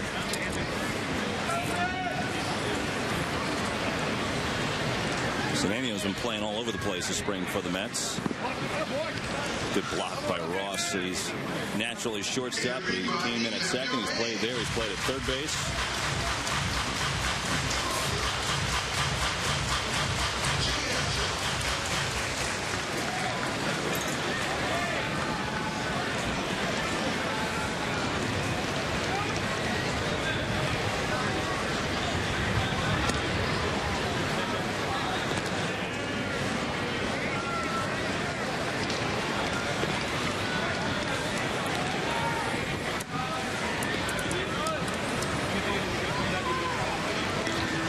as Jairo Asensio warming in the Braves pen. Meanwhile, a walk to Ronnie Cedeno on 4 pitches. And so runners at the corners. Andres Torres has remained in the game, and he'll get an RBI opportunity. It's been a rough outing for Gil Martin here. He's in his 3rd inning of work, and the Mets have pressed him every inning except the 1st inning of work.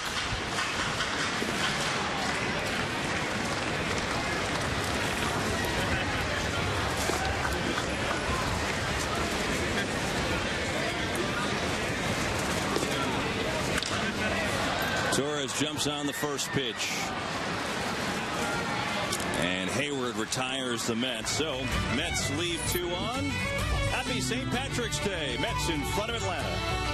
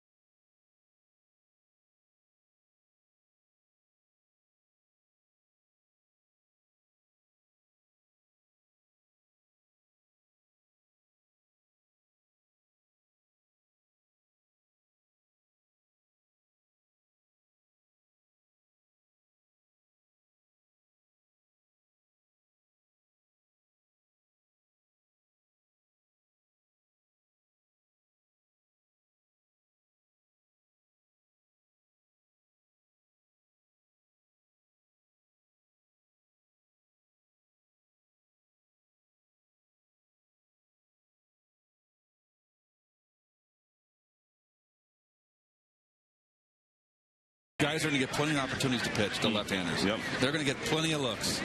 And those guys right there, Terry Collins and Dan Warthen and Sandy Alderson, they're going to make their choice. There's no rush to make it, but they're going to give a good look to all these left-handers. Lowen made a great catch before running over the mound into the wall, but he can't leap over the wall into the picnic area, so that's a foul ball. Chuck James, take you back, but this guy was a really good pitcher for the Braves. I mean, he won 11 games in each of 06 and 07. He made 30 starts for the Braves in 07, and then in 08, shoulder trouble came into play. And, he had a bad start. The ERA approaching 10 and shoulder issues a whole year on and off the DL. Hot to second, and Cedeno handles it. And there's one away. And I was talking to him about the surgery they had, which was massive. He went in, and they had initially thought like a shoulder clean-out process. And he comes out, and he had a torn labrum, torn rotator cuff, cleaned it out. It was a 4.5-hour surgery, and came out, and doctor told him what happened, and he said, had to have, matter of fact, his labrum was torn completely off the bone. He had to have 12 anchors. Ouch. 12 to put it back in, and you can imagine it's a pretty long road back after that. But James got back to the major leagues with the Twins last year, got into 8 games, so trying to now stay in the major leagues and make this Mets team.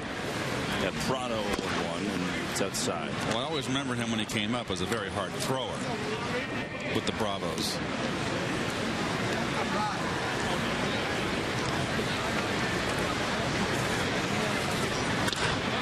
Prado's got a base hit.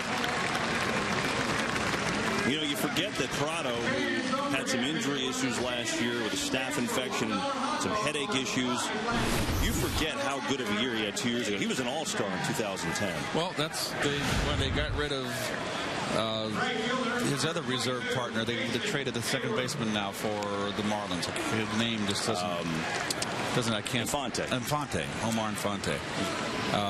Who had the fine year and was picked on the All-Star team by Charlie Manuel. Yes. And Prado kind of came into his own, and the other guy became expendable, and they made that trade. So, but Prado making the move to left field, I mean, that's not an easy move. He's really a middle infielder, second baseman by trade. Well, they got Ugla, and that moved him to the outfield. Right. Hayward's going to punch this one through. Prado stops at second, so the Braves have 2 on and 1 out. Hayward's had a good game, couple of singles for him, stolen base. Well, that's a pulling the ball in the outside corner. Pitcher's pitch, not away enough. Stays back. See that? You want to stand just like a golfer when you're up at the plate. You don't want to lean forward. You don't want to lean too far back. Nice balance. Hayward's day is officially done. Adam Milligan comes on a pinch run for Hayward.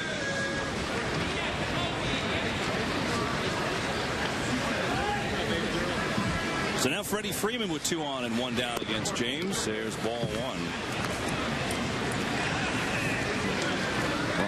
Well, it's hard to judge from a few at bats, but Jason Hayward looked pretty sharp today. Running, beating out that play at first base, stealing third. Couple base hits, hit hard. It's off the end of the bat. Turner stays with it, 2 down.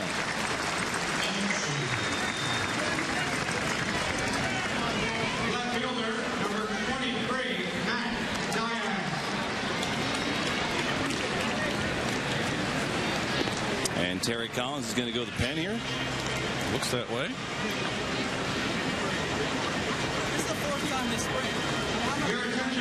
Yep, Chuck James. Well, you know what? I agree with this because there's times you're going to have to come in today's game where they have relief pitchers start innings. There's always a time you're going to have to bring someone in to get the out with men on base. Pitching change here with the Mets holding a 2-0 lead in the 8th.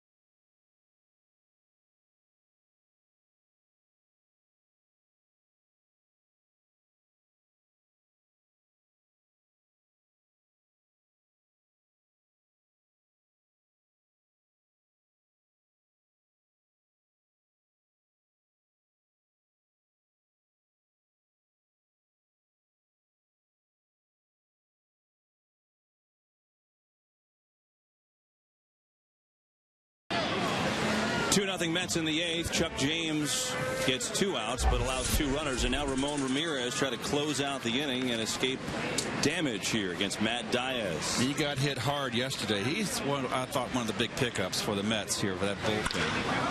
First pitch swinging is Diaz, and he's got a base hit. Toronto comes in to score. Mets lead is cut to 2-1. RBI single for Matt Diaz. Well, I always felt when you get a new pitcher and a relief and you come up with men on base, you want to go be first ball, fastball hitting, and that's what Diaz did right there. High fastball. Now running at first base for the Braves, number 79, Michael Jones. So Matt Diaz, his day is done.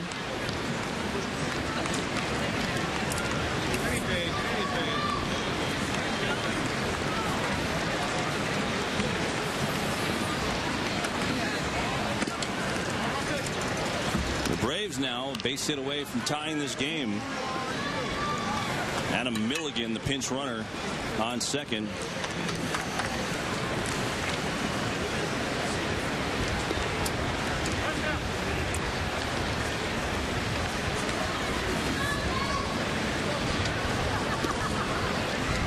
Michael Jones, the pinch runner, on first.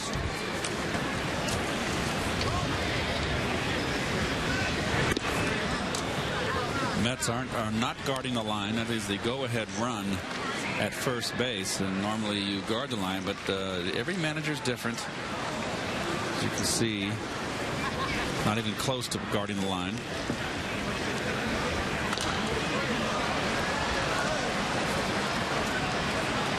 A little test of a situation here, Keith. Like you said, you get 2 runners on 2 outs, but this is, not going to start an inning all the time. See what Ramirez can do coming into this spot. It's got very encouraging outings today from both Roush and Francisco. Roush went 2/3, got out of a jam that Niese had allowed a couple runners on, and then Francisco was quick work, 1, 2, 3. Ramirez trying to stop the bleeding right here, and this is a fair ball down the line. It's going to tie up the game, maybe do more than that. They're down a run. Milligan scores. Jones comes in, and he'll score, and the Braves take the lead.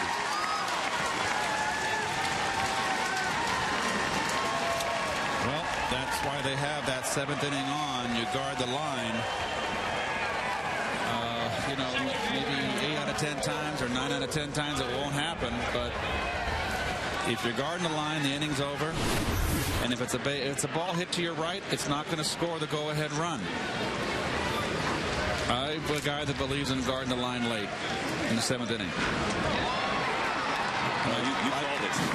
I played for managers that did not like to guard the line. Ken Boyer, a great third baseman, Gold Glove third baseman, did not want us guarding the line. Davey Johnson wanted us guarding the line. So did Whitey. Well, the Mets' 2-0 lead has been erased here in the inning. Chuck James allowed a couple of runners and a couple runs charged to him now. So he's 2/3, 2 runs charged. But Ramon Ramirez has not done anything to quell the fire. He's allowed 2 base hits, 1 run charge to him. 3-2 Braves as Drew Sutton fouls it off. And that closes the book on James, who will go 2/3 of an inning, 2 hits and 2 runs. And Ramirez has given up both inherited runners.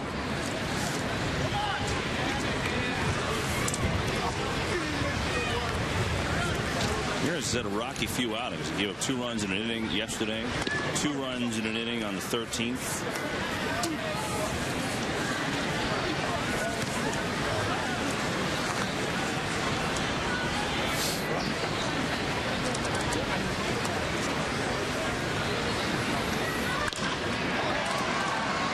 This one gonna just go foul.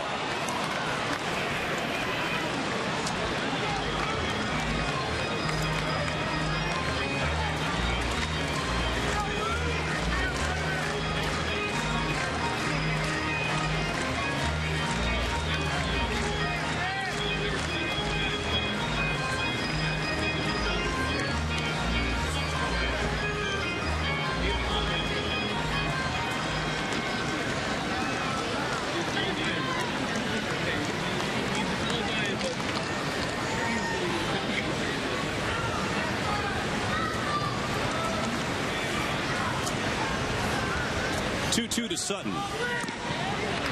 Foul tip caught by Niese, and the inning is over. But the Braves take the lead with 3 against the Mets pen. That's down a run as we go to the bottom of the 8th. Talk to Matt Diaz of the Braves. When we come back, he had a big hit. Off Ramirez.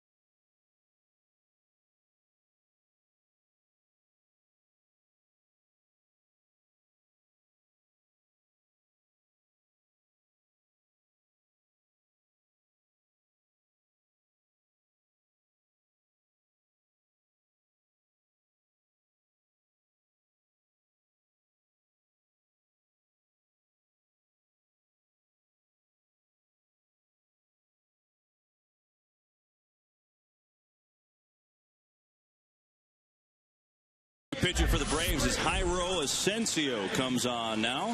Third pitcher of the day. See his numbers in AAA. We go to the bottom of the 8th. 3-2. Braves scoring 3 times against the Mets in the top of the 8th inning. Big hits by David Ross. Also Matt Diaz, who came back to Atlanta last year in a trade late summer and starts off the year back with them now. And joins us from the Brave dugout. Matt, it's Kevin Burkhardt and Keith Hernandez up in the booth. And thanks for the time. And well, let's start with your starting pitcher today, because Keith and I were talking about it.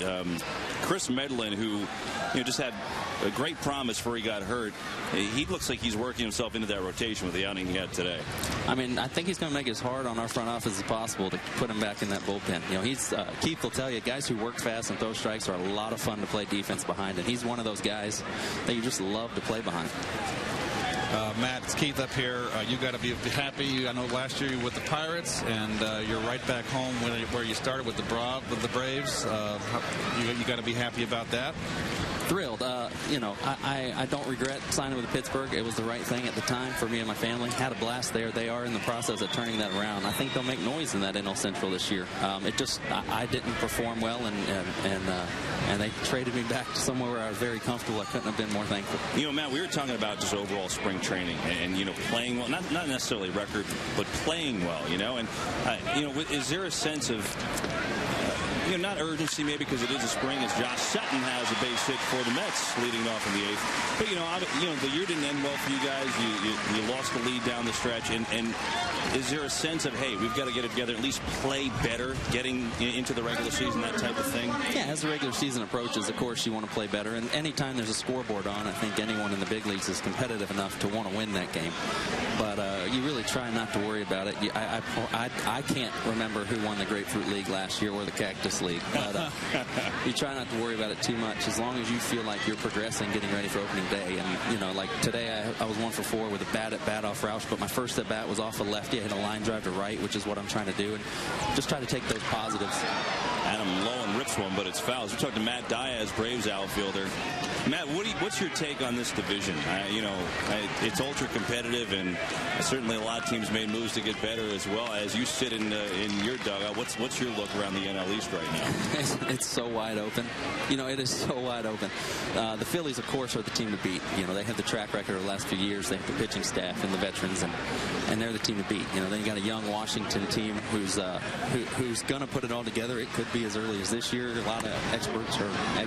I don't know who those experts are saying a couple years from now. The Marlins are obviously better as soon as you throw a Burley in the middle of that rotation with a Heath Bell closing. You could go on and on through the whole division.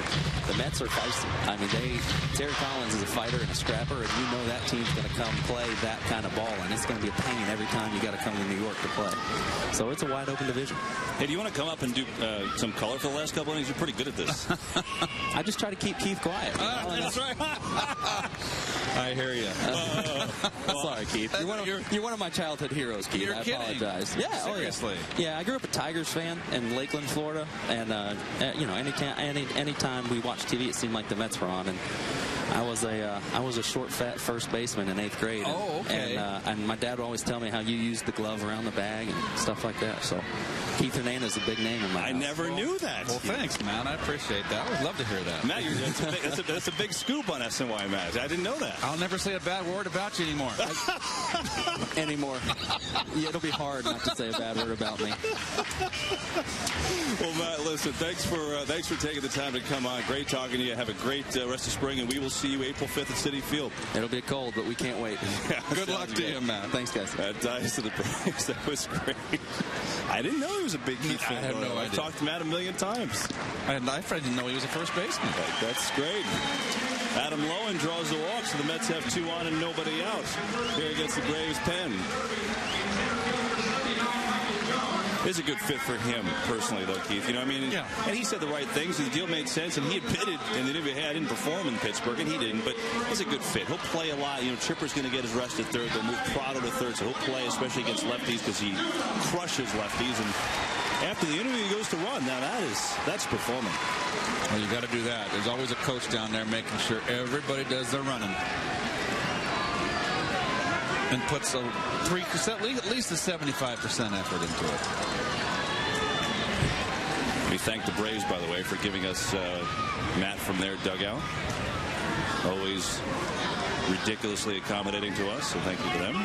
Well, the Mets down a run, but they got a little threat going on with Duda at the plate, 2 on, here in the home 8th. Duda pinch hitting for Ike Davis. Takes a strike. Well, Lucas has got his chance. He's earned his starting position. All those couple years that he struggled early and showed the strength to come back. What was it, the 0 for 21 he had, or 22? I think he was like 2 for 31, wasn't he? Just a terrible start. It was a big stretch. Takes a rip.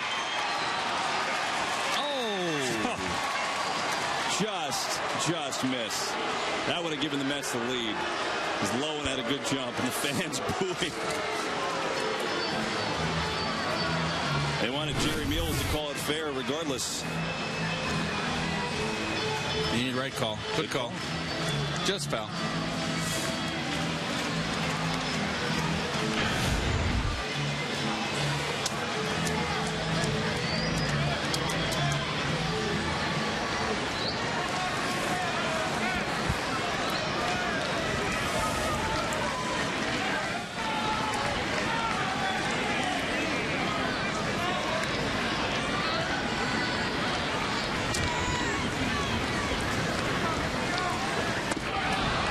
Slider. Gets Duda. 1 down. Tough one to lay off right there.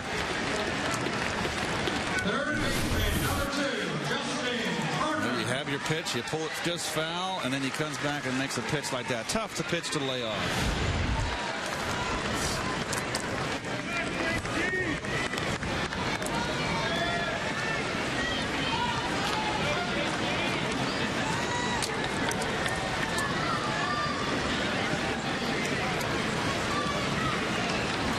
Braves are doing in kind what the Mets did. They're not guarding the line either with the go-ahead run on first base.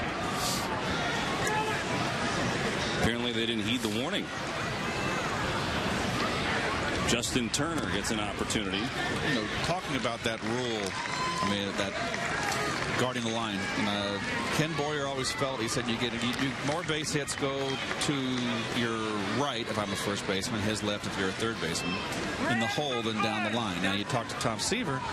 Tom said, I always wanted my corner infielders guarding the line because I can't give up a double, and the double play stays in order. You know, you've got different points there. To me, you can give up a double in the gap, but on a ground ball in the hole, it's going to be just a single. It's going to be a tie game. I still got a runner on first base, and I can get a double play and get out of the inning. Or if it's a double and it's second and third, or a runner on second, I got to get 2 outs. Yes.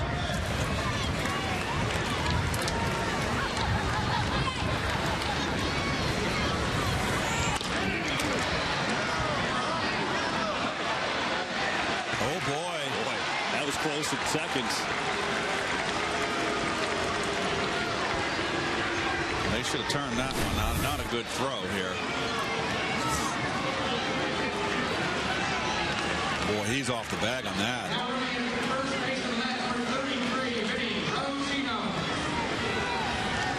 Close. Well, Lowen is forced at second. Turner on the fielder's choice. Should have been a double play. And Mike Baxter will have the opportunity. See if he can tie it for the Mets.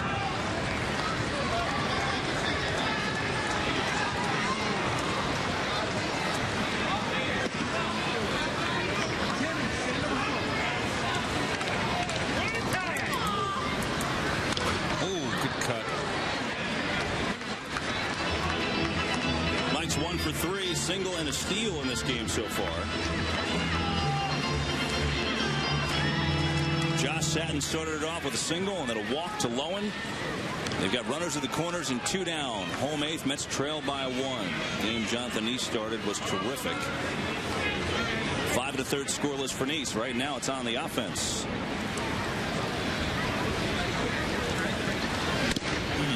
Strike 92 miles an hour from Asensio. And the hard thrower right here with his Braves. Right there, inside corner. Right to the glove.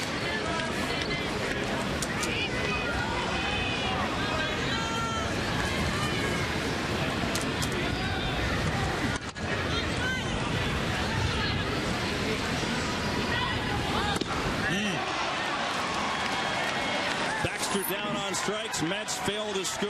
They leave runners on the corners. 3-2 Braves.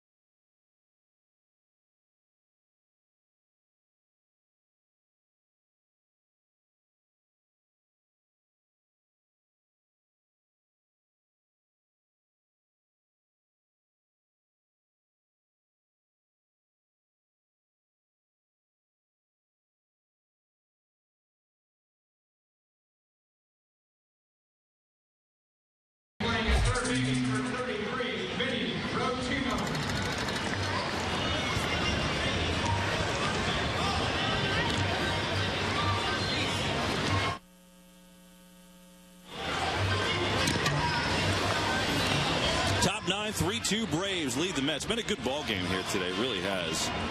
Well, it's been well pitched, and you said earlier, when you got a well pitched ball game, the fielders play better in the field. They're on the toes. And there's a Mets new pitcher, Daniel Herrera, another left-hander here trying to make the ball club. So we saw Chuck James got his try, went 2/3 of an inning, 2 hits, and then was taken out for Ramon Ramirez, who couldn't get out of the jam. So James was charged with 2 runs. Now it's Herrera. Came over as a player to be named later in the K-Rod deal last year with the Mets. And a bunt by Durango. Look at him run. Herrera not in time. Really no shot. Durango from the left side is 3.6 seconds to first base. Wow. Good luck. And that was from the right side. And he didn't push the button. Oh, he deadened it nice. Look at him go. That's tough. Yep. Infield hit for Durango. I wish I could have run like that.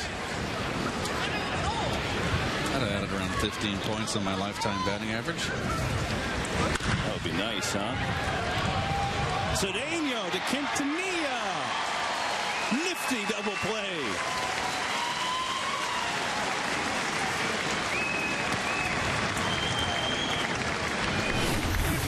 Very nice. Ball hit hard. Shortstop, number 67. Once you make the play, that makes it tailor-made.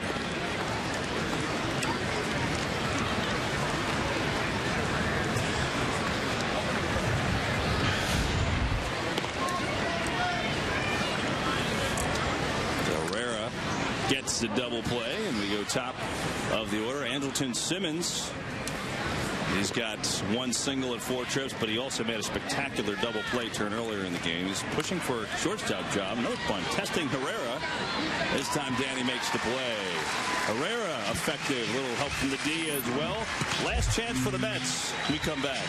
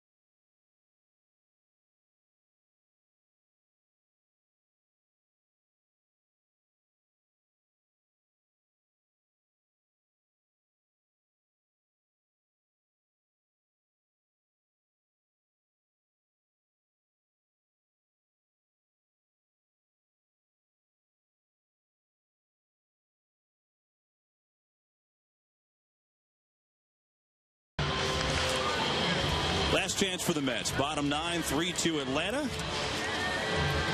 Got to keep the upkeep on the backfields now. Beautiful, just beautiful day here on the east coast of Florida. It's just been hardly any humidity. That's what's been so wonderful about this spring.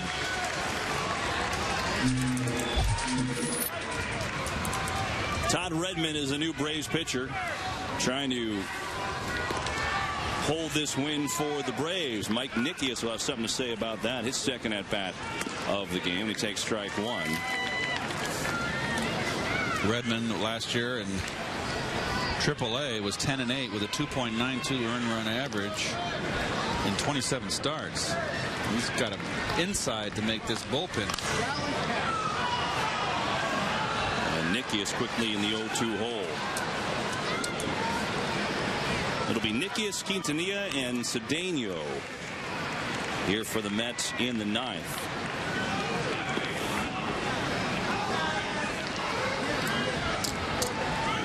A nice double play. Those two turned last night. We've seen some good defense today. Yes. Lowen had that great catch running in foul territory. A couple of nice double plays. Simmons had the double play turn for the Braves. Murphy looked good. Nice double play. He really had a good defensive game and had the 2-run single as well.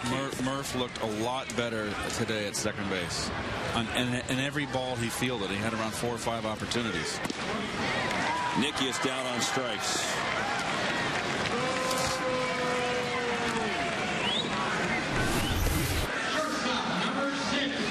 The old fastball in with 2 strikes. I think Mike might have thought that ball was low. I thought it hit the knees.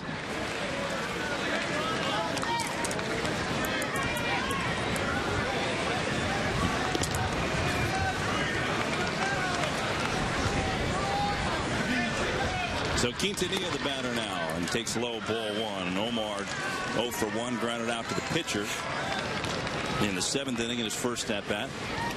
Jordani Valdez got the start at short. Jonathan Niese started on the mound for the Mets. 5 1/3 innings, no runs, 6 hits, struck out 3. He was terrific today. Daniel Murphy had a 2-run single as we look at Quintanilla. Good fastball. Got by him on the inside. 1-1 now from Redmond. And the Braves got their runs off the Mets pen. 2 singles against Chuck James, who was then lifted after 2 outs. Ramon Ramirez came on, allowed a couple of hits, including a 2-run double to David Ross. And that spells it 3-2 Atlanta here in the 9th.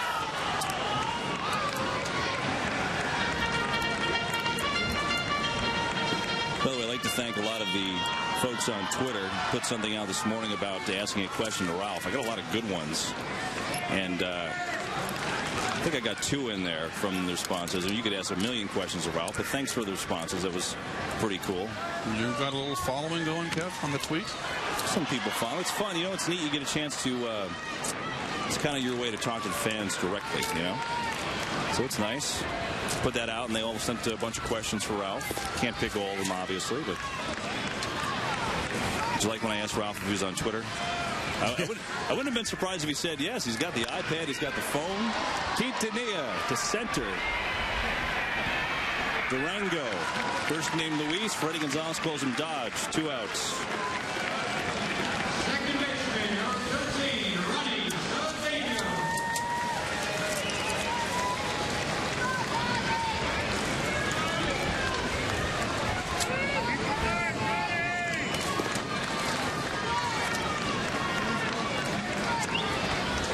Last chance for the Mets. It's Ronnie Cedeno.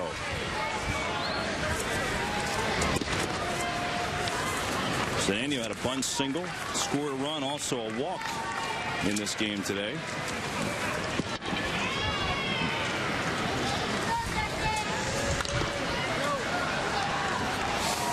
Well, the Mets are in danger of slipping to 3-10-1 in this spring, and the Braves have been struggling too. If they hang on, they're going to go 4-11-1. And ironically, the Braves have not pitched well this spring. Well, today they have. Today they pitched great, and you heard Diaz about Medlin. I mean, how telling was that comment? Because Keith, he hasn't been mentioned a lot in that 5th starter race, but Diaz even said, "Hey, the front office is going to be hard to overlook that." Yep. That was no question. That deserves to be in the rotation today. That was fantastic from him today. Popped up. This should do it. Simmons makes the catch. Ball game over. The Braves come to Digital Domain Park and hand the Mets a 3-2 defeat. As Terry Collins' Mets go to 3-10-1 this spring. Braves now 4-11-1. But at the very least today, a well-played game on both accounts. A lot different than yesterday when it was sloppiness for the Mets. Today, the Mets can take a lot of positive out of today's game. No question. They really can. The game summary is brought to you by your Tri-State Ford dealers today.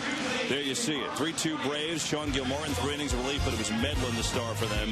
Niese, great for the Mets. Braves got to the Mets pen. We'll wrap it up here from Port St. Lucie next.